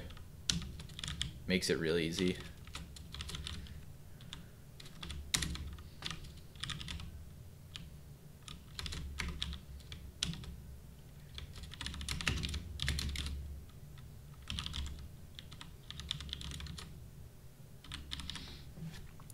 Have I heard of refactoring UI? Yes, and actually was thinking about getting that. I'm not sure how much more UI stuff I'm gonna actually be doing myself though. That's the only thing why I haven't just like snapped it off and gotten it yet. Because I don't actually typically like the design part anyway, so it could be just best to leave that to someone else. You just want to be my friend.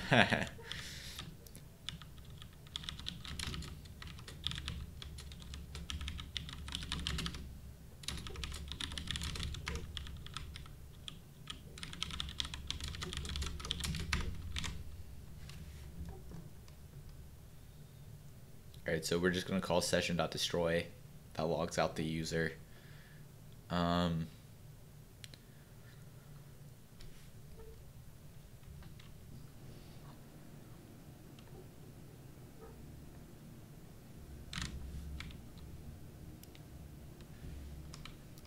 So what I'm thinking about right now is what I should use to like have a little drop down pop up. If you don't want to pay, the guy has 5 videos on YouTube and 1 vid on Vimeo, and they're excellent. I watched some of the refactoring UI YouTube videos, and I really liked them actually a lot. They're really interesting to watch. So, and that's why I was like, yeah, maybe I should really get this book.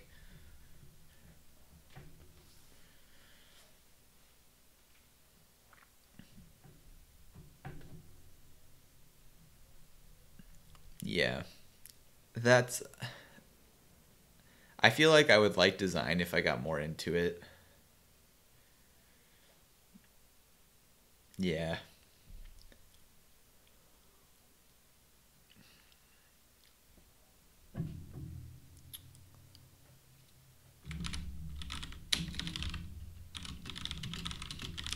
I don't think Rebas has like a little drop down menu. I don't know what the word is for that. I don't know if drop down menu is actually what it's called.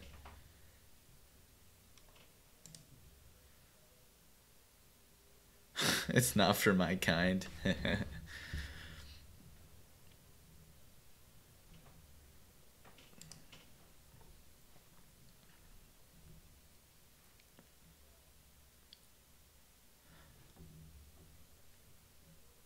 Well, I don't need downshift for this. I just need, we're done with you. I guess it's not really a drop down menu. I just want to click on this and have a little thing pop up. Like, I don't know, does GitHub have it? Yeah, actually this is exactly like this little modal thing. I guess it's more of a modal. Actually, I think it's like I think I want to use a pop-up library actually, right?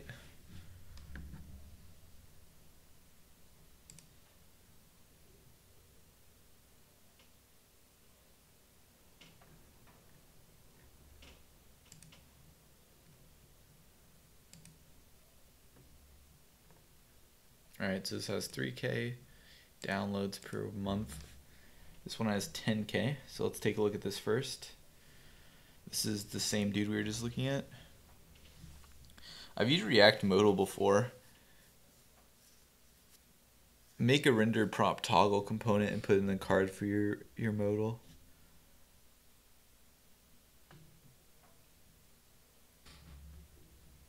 Okay, so I have a couple choices here. I want to just see real quickly what his looks like.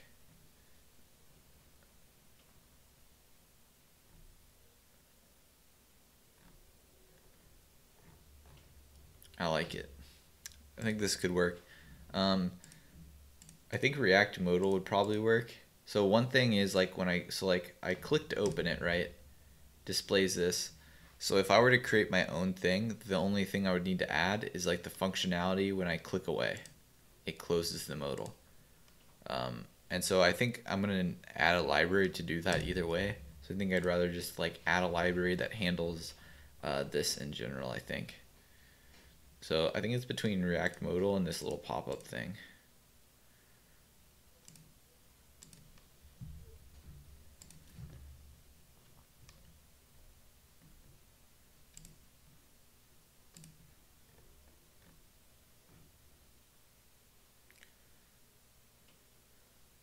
What library are you currently using and why are you using it? I'm not using any library for I haven't built it yet.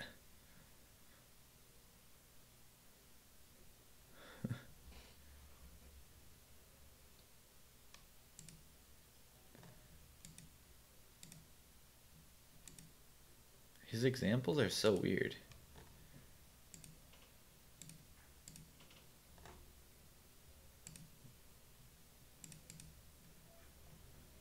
Stacking. Interesting. Try Material UI. I don't need that big of a library for this. I think it's kind of like this.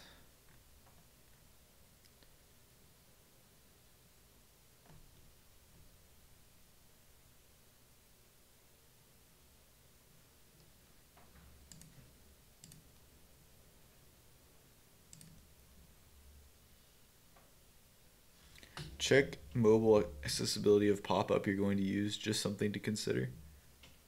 Accessibility always comes later. I mean, it would be also for like use on phones.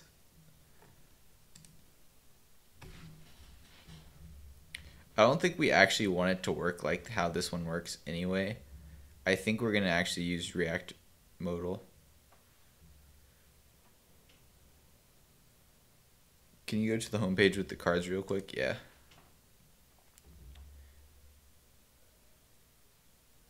I definitely agree we should keep mobile in mind. I'm definitely going to pick something that will work on mobile for this.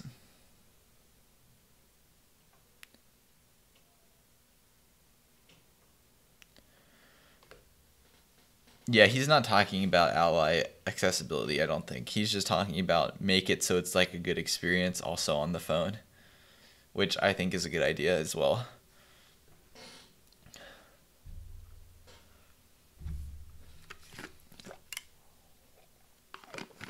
Right, I'm taking another bathroom break real quick, and I'm leaning towards using React modal, I think, for this little thing.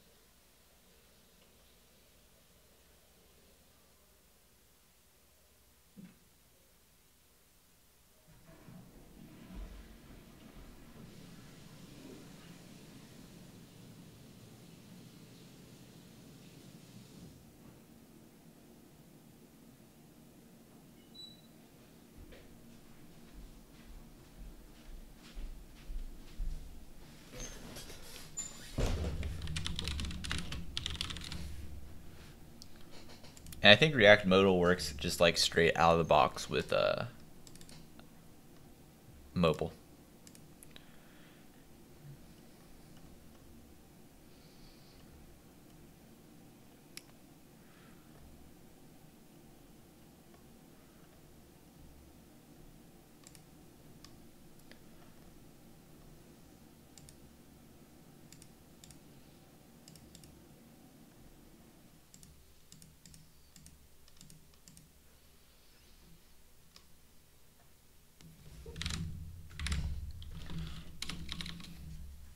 So should I add this to the UI?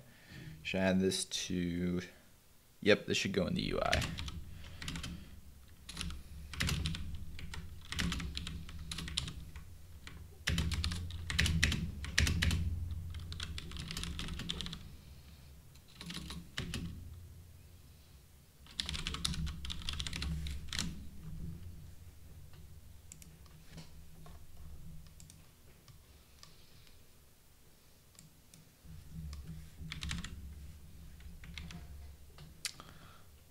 All right, so this is going to be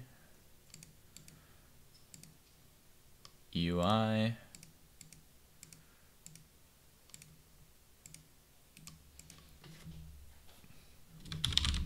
and I'm going to call this a menu.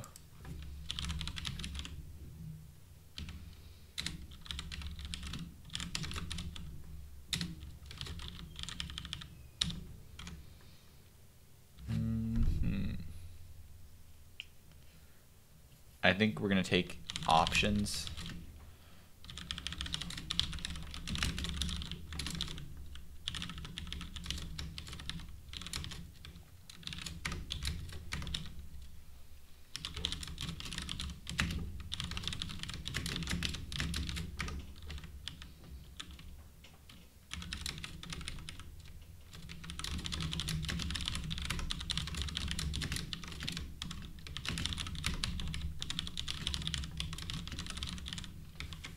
Okay, I think that's the interface that I want.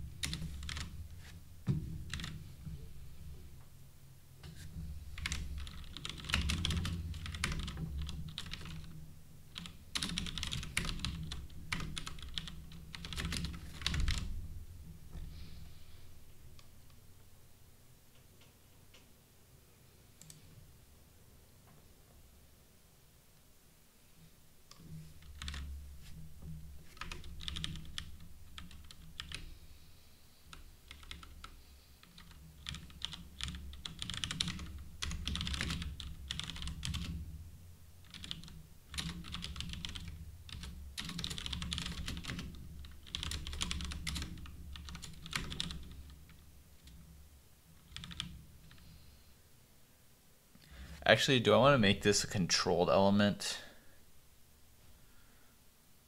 Maybe not at first. You're using the context API to pass data around at all? I'm using the context API in one place, and I'm using it to pass a Apollo client instance around.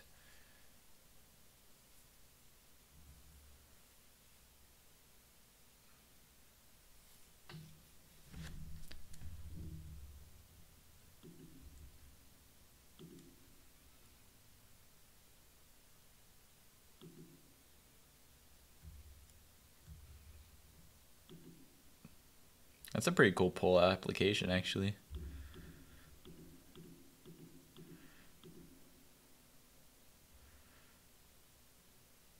I like the orange color that tells you how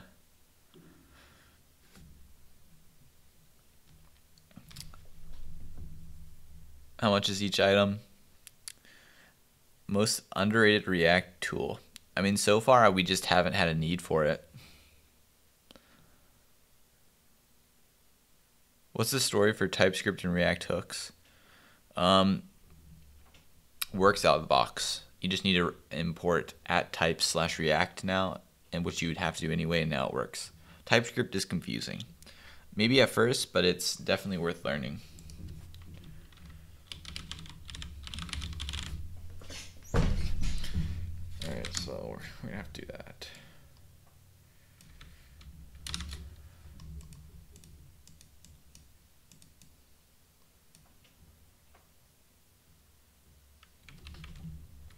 This is not very minimal.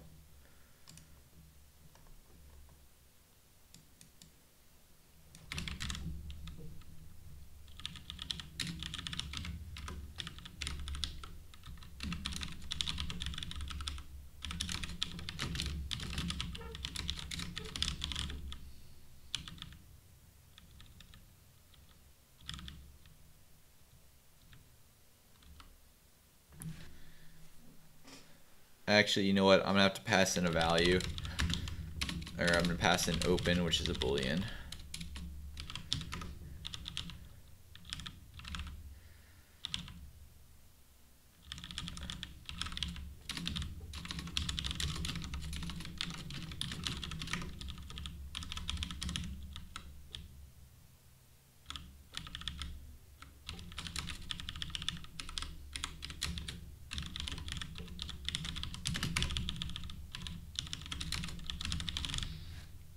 Hey, I'm new here. What framework do you use server-side? I am using Express and Apollo server. Not perfect because we're excited to do it really fast, but you get the idea. Let's check it out.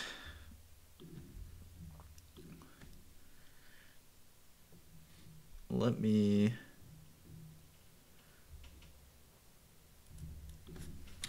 just pull it up in chat.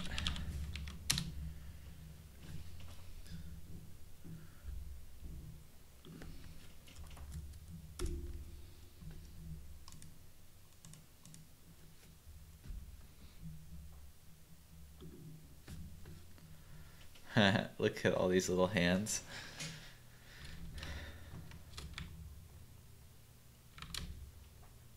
Nice, I like it.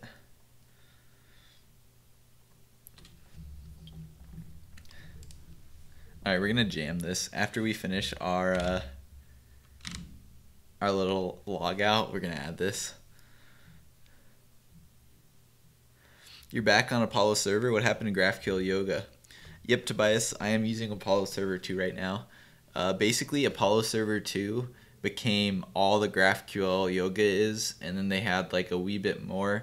Honestly, GraphQL Yoga, Apollo server 2, basically the same thing right now. At least as far as the things that I use them for.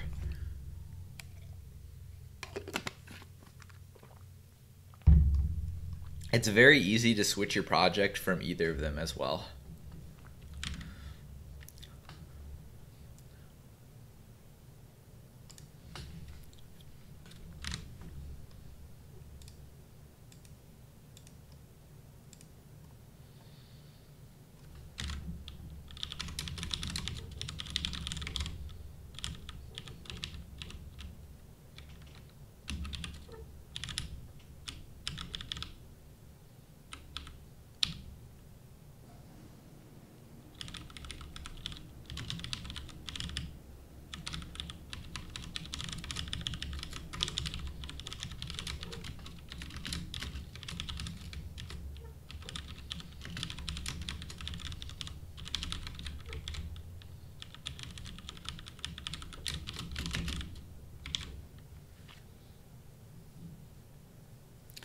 You really like the Apollo server, so you're excited to try version 2. Yeah, I think you'll notice server 2 basically just has really good defaults, and they like bundled more stuff together, so it's a little simpler to get everything working. That's pretty nice.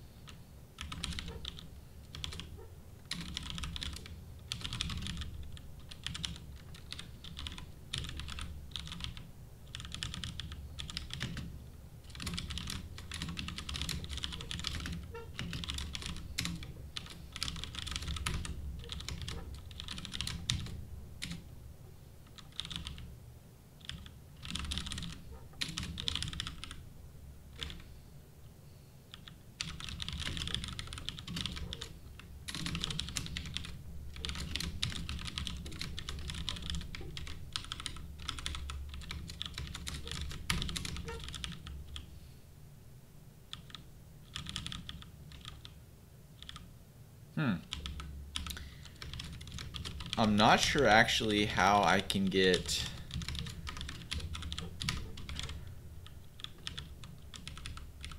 this to work. Maybe React Modo is the wrong thing. Wrong tool. On click, we're gonna do nothing. Labels, we're gonna have log out. On request close, close.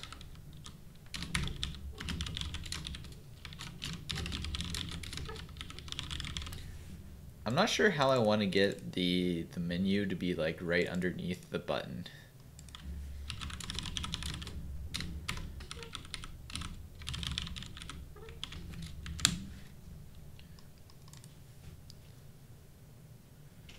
Are you going to consider infinite scroll? I'm going to consider it and maybe do it later, or take it as a pull request if someone wants to do it.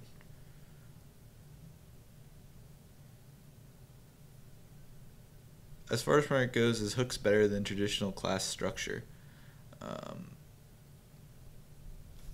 Yes, I believe stateful, stateless functional components, or when you have, I know without, like, if we don't put use state into equation, I believe this is a little bit faster writing your functions like this. I don't know the magnitude of the speed faster. With hooks, I don't know if that's still true. All I do know is from the React docs that hooks are not slower than class components.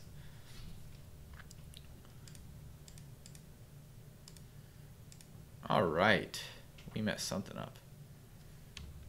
React.useState is not a function.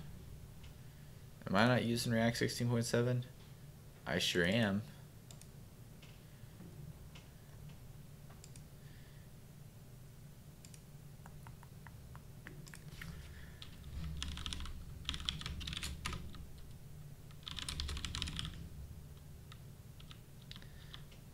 I don't really want to deal with like why it's complaining.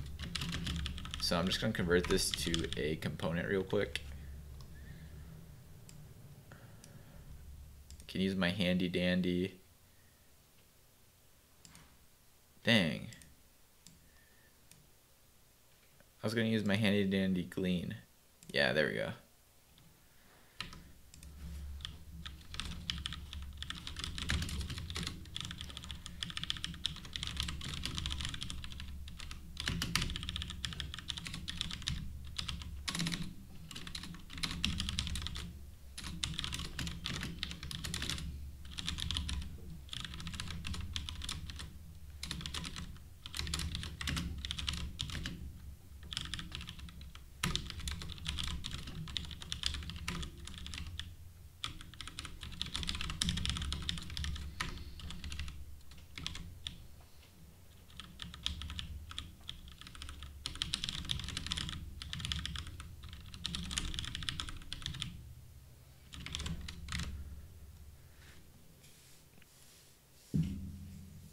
Yeah, hooks are in 16.7. I don't know if it was like just a problem with Storybook or something. Alright, so the modal looks like this by default.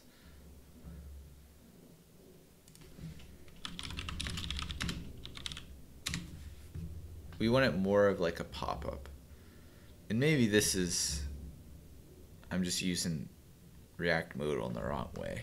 Maybe it shouldn't be used for this. I feel like you could create something like it though.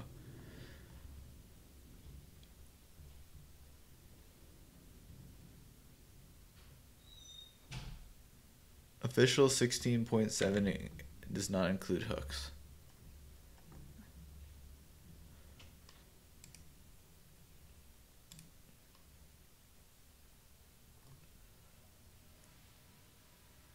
Ah, so maybe I need to be using the alpha version. Because it works with Next.js. That's probably what it is. Why not just portal plus render toggle?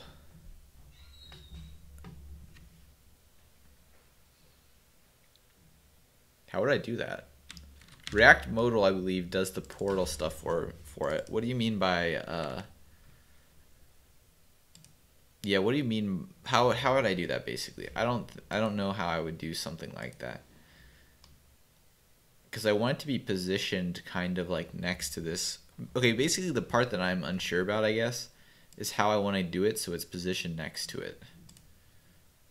All right, we're done with you. Yeah. So like I'm not sure how to get it so that it's like positioned right there.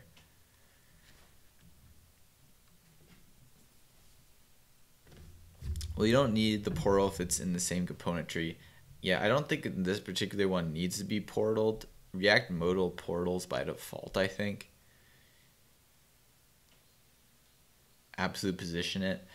And maybe I do it based off of... Actually, I think what I need to do... I think you're right.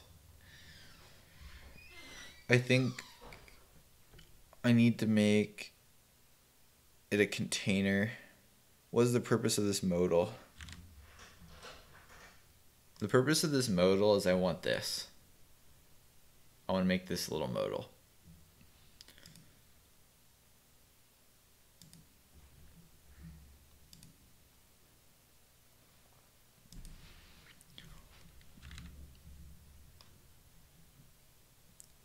So like I want it positioned relative, so I think I want to do something like this.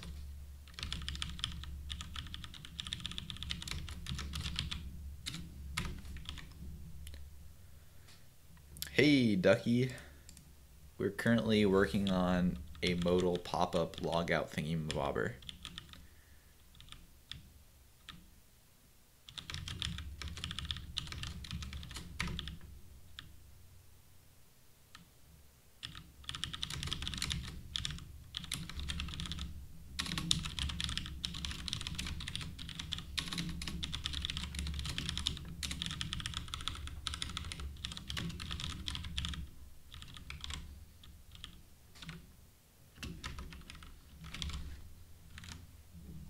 Right, so what I just did there is so it's positioned relatively. Or like there's a relative div around the button.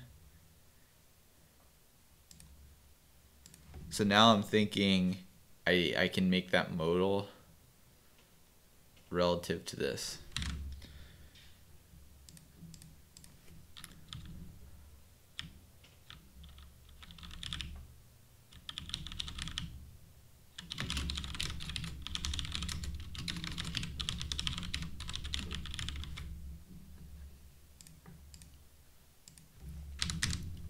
So now I need to figure out how to style React modal. Forget how you do that. Inline styles. Okay.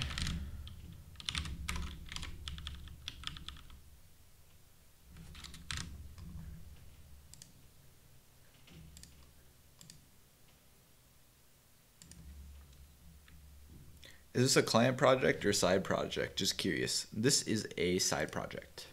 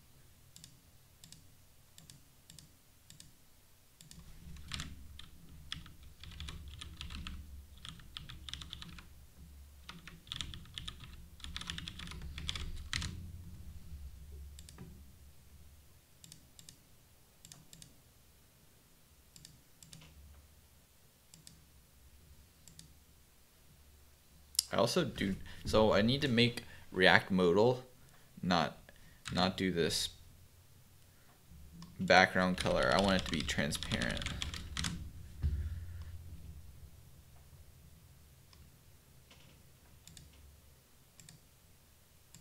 All right, that's close.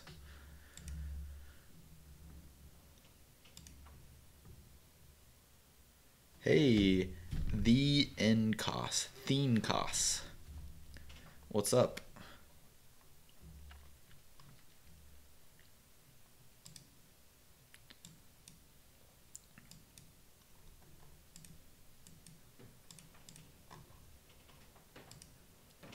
Why is it not showing me the styles? Oh, because it has none. Or it's all inline.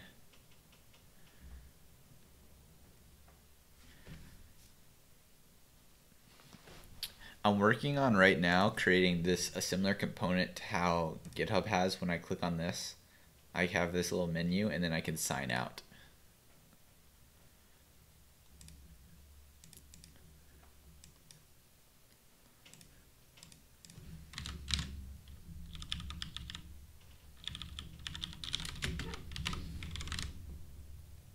Wouldn't that be considered a tooltip? Yeah, I think it's probably closer to a tooltip thing.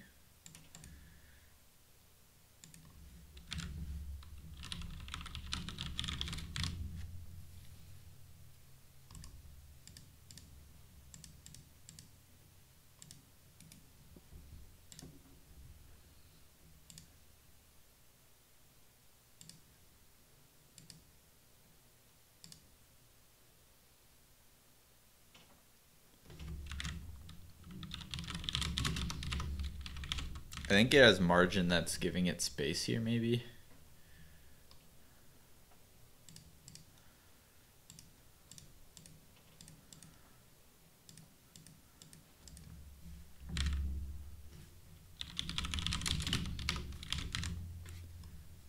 Left 0, yeah.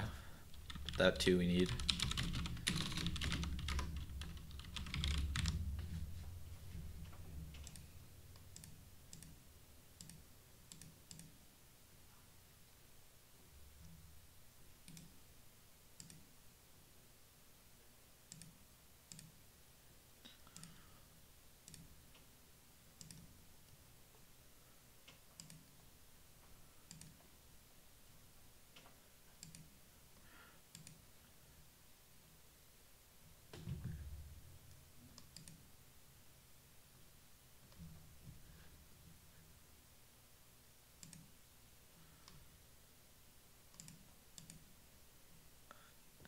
All right, so it's not actually positioned relative to this thing because it's using a portal.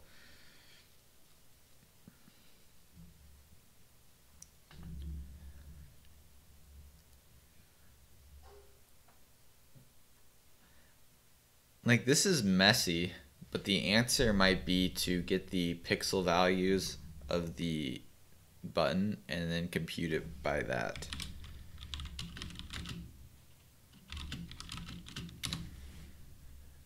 Is this just a messy idea that I should not do?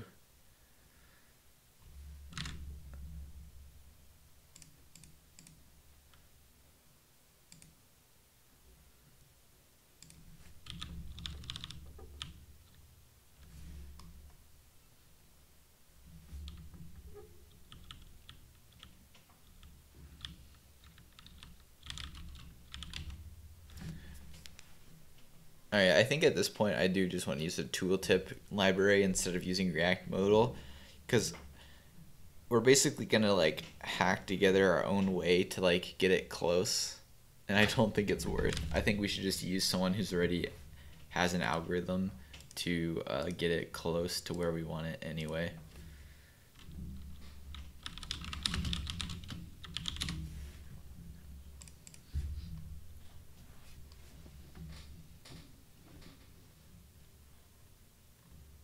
So the one I've used before is called Tippy. I might use that one again. That one's worked pretty well for me in the past.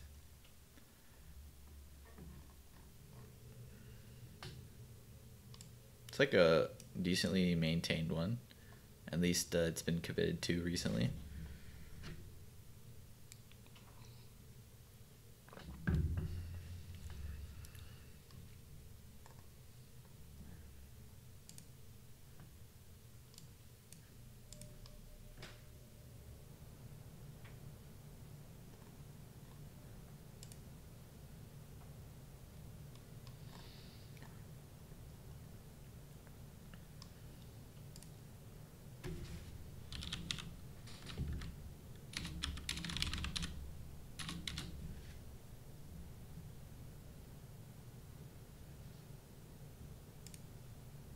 The ant design modal.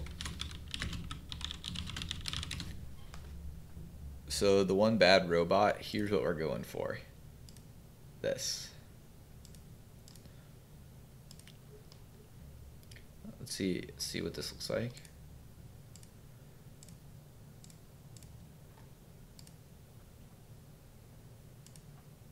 It's a decent modal in general though.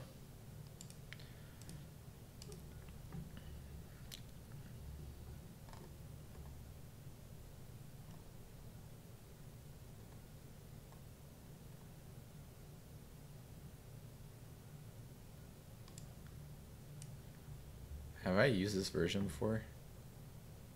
Yeah, interactive click is what I would use. And then you can set the content as any kind of HTML. Let's give it a try.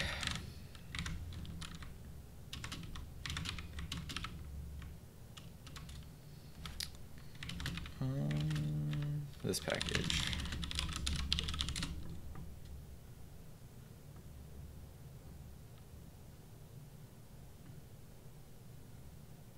One thing I've noticed with it's not much slower, but it feels slower to remove a package than to add a package. I'll just queue that up. So if we're using, yeah, this is just gonna simplify our code so much actually to be using Tippy.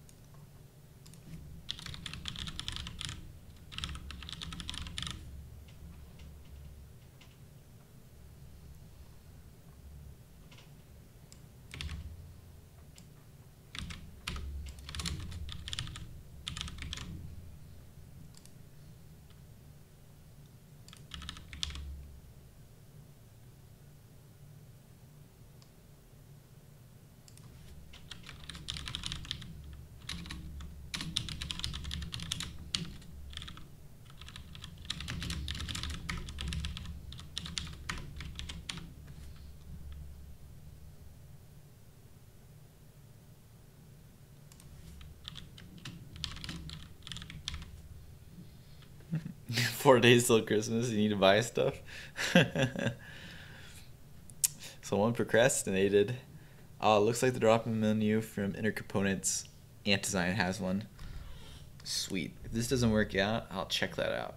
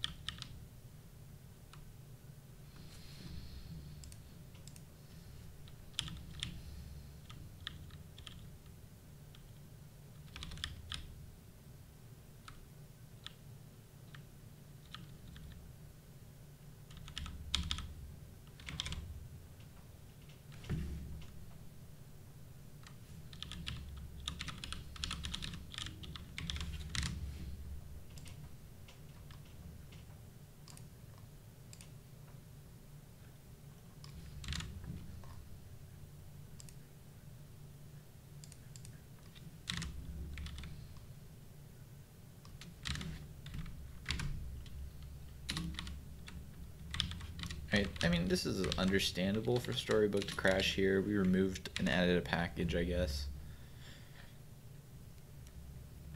I'll give it a pass this time.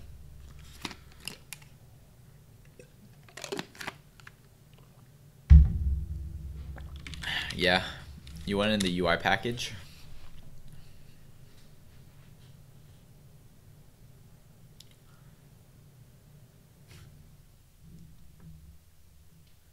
I forgot we installed Material UI Core in this. I think I did that to get the material icon to work. I can probably just add an SVG icon. I should add that as a to-do.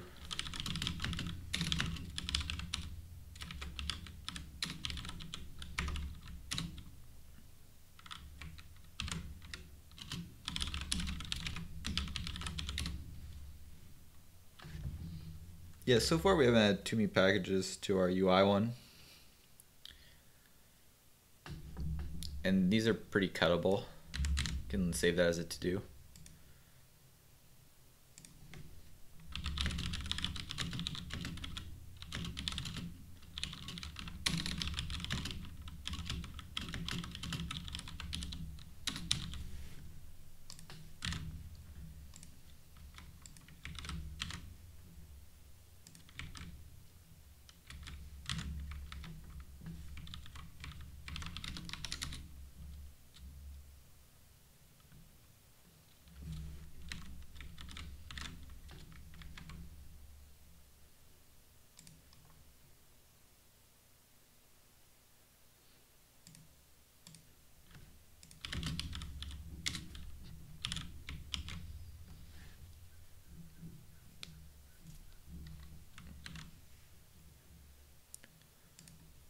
Yeah, GitHub has, if you go to this projects tab, it's actually, they have a quite impressive choices as well.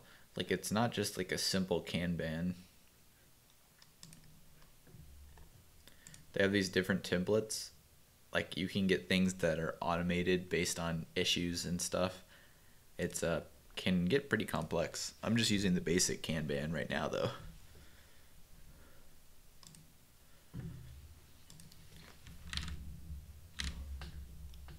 All right, so I guess we just broke Storybook again.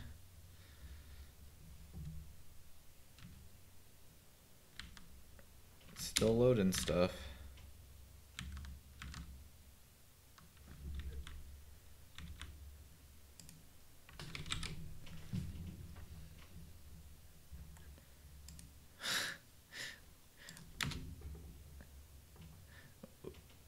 We broke the CSS of Storybook.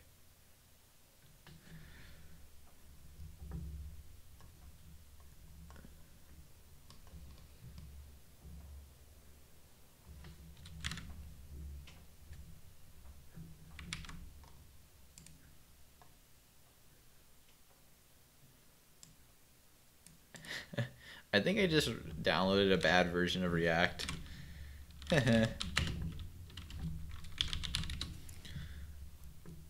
I tried doing the canary release. I'm not saying that right, I don't think. Wait, why is React.js? Why is that not like coming up right away? I just downloaded the wrong version. Wait. Did React 16.7 get released? Did I miss a blog post?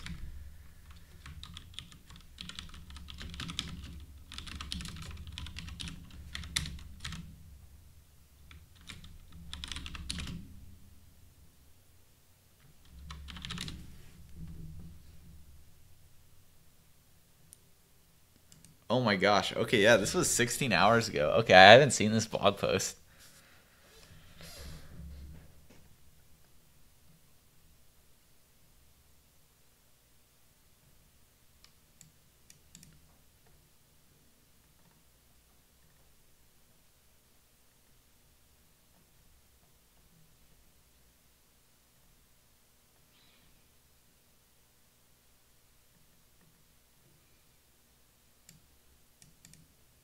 Aww.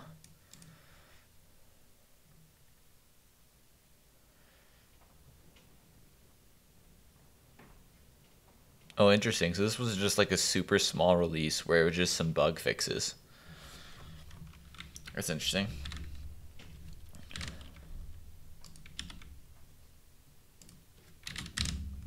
I mean, okay, I killed my React version. I guess I'm gonna have to redo this.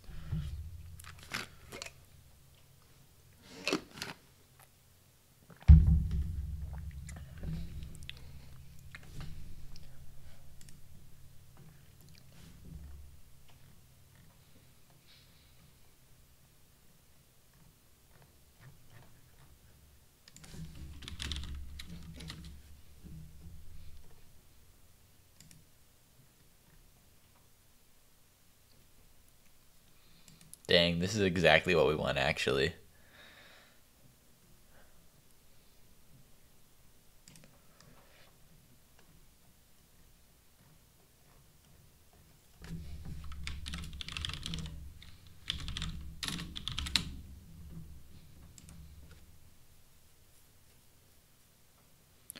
Did Tippy not work? I'm just waiting for this to actually reload. I think Tippy will work for us.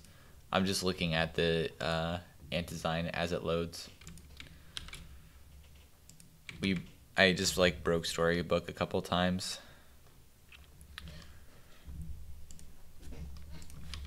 Just want to see how heavy ant design is. Oh boy, that is heavy, heavy. I guess you would install individual components.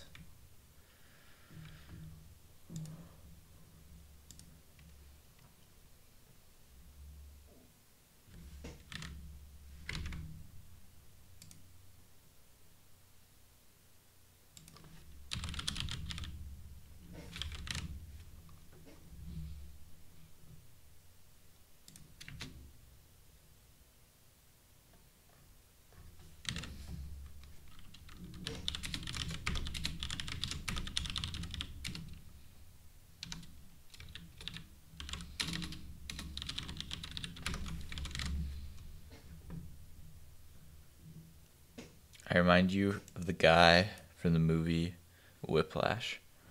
Have not seen that movie.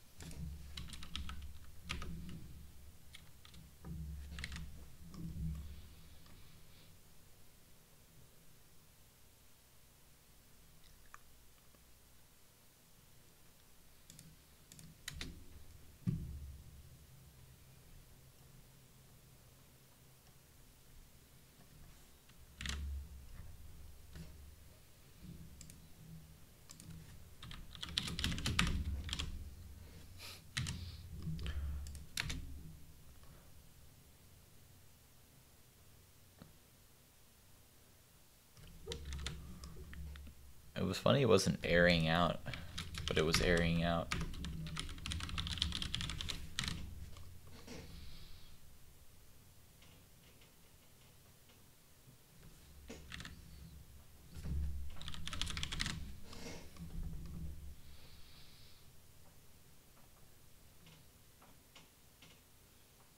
I think I have to call it HTML.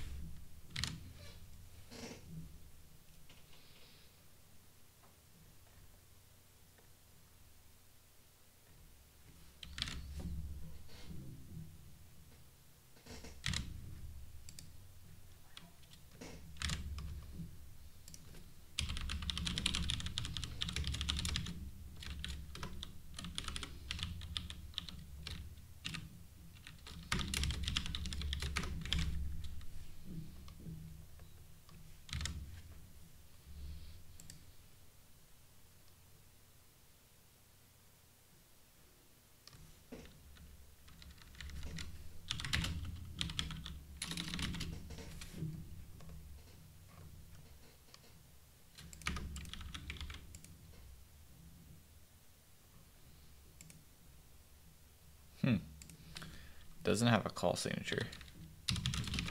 Guess we'll keep that there.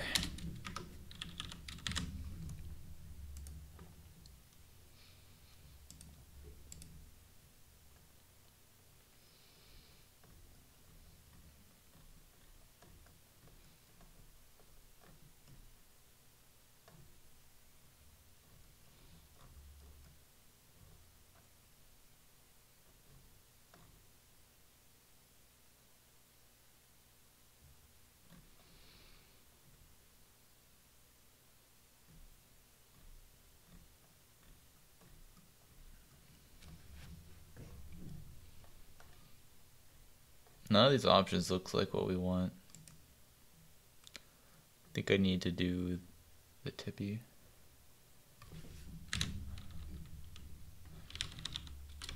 I want to allow HTML. Have I heard of React Kit? No.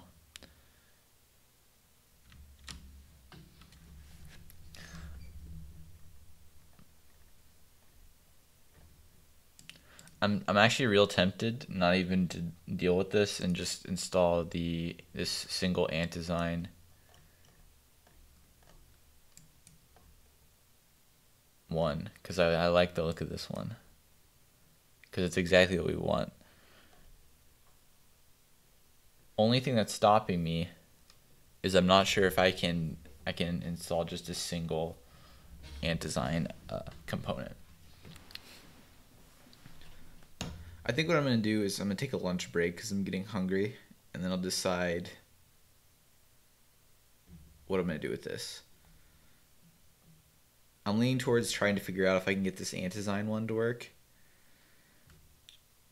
because I don't want to make my own version of this if I don't have to.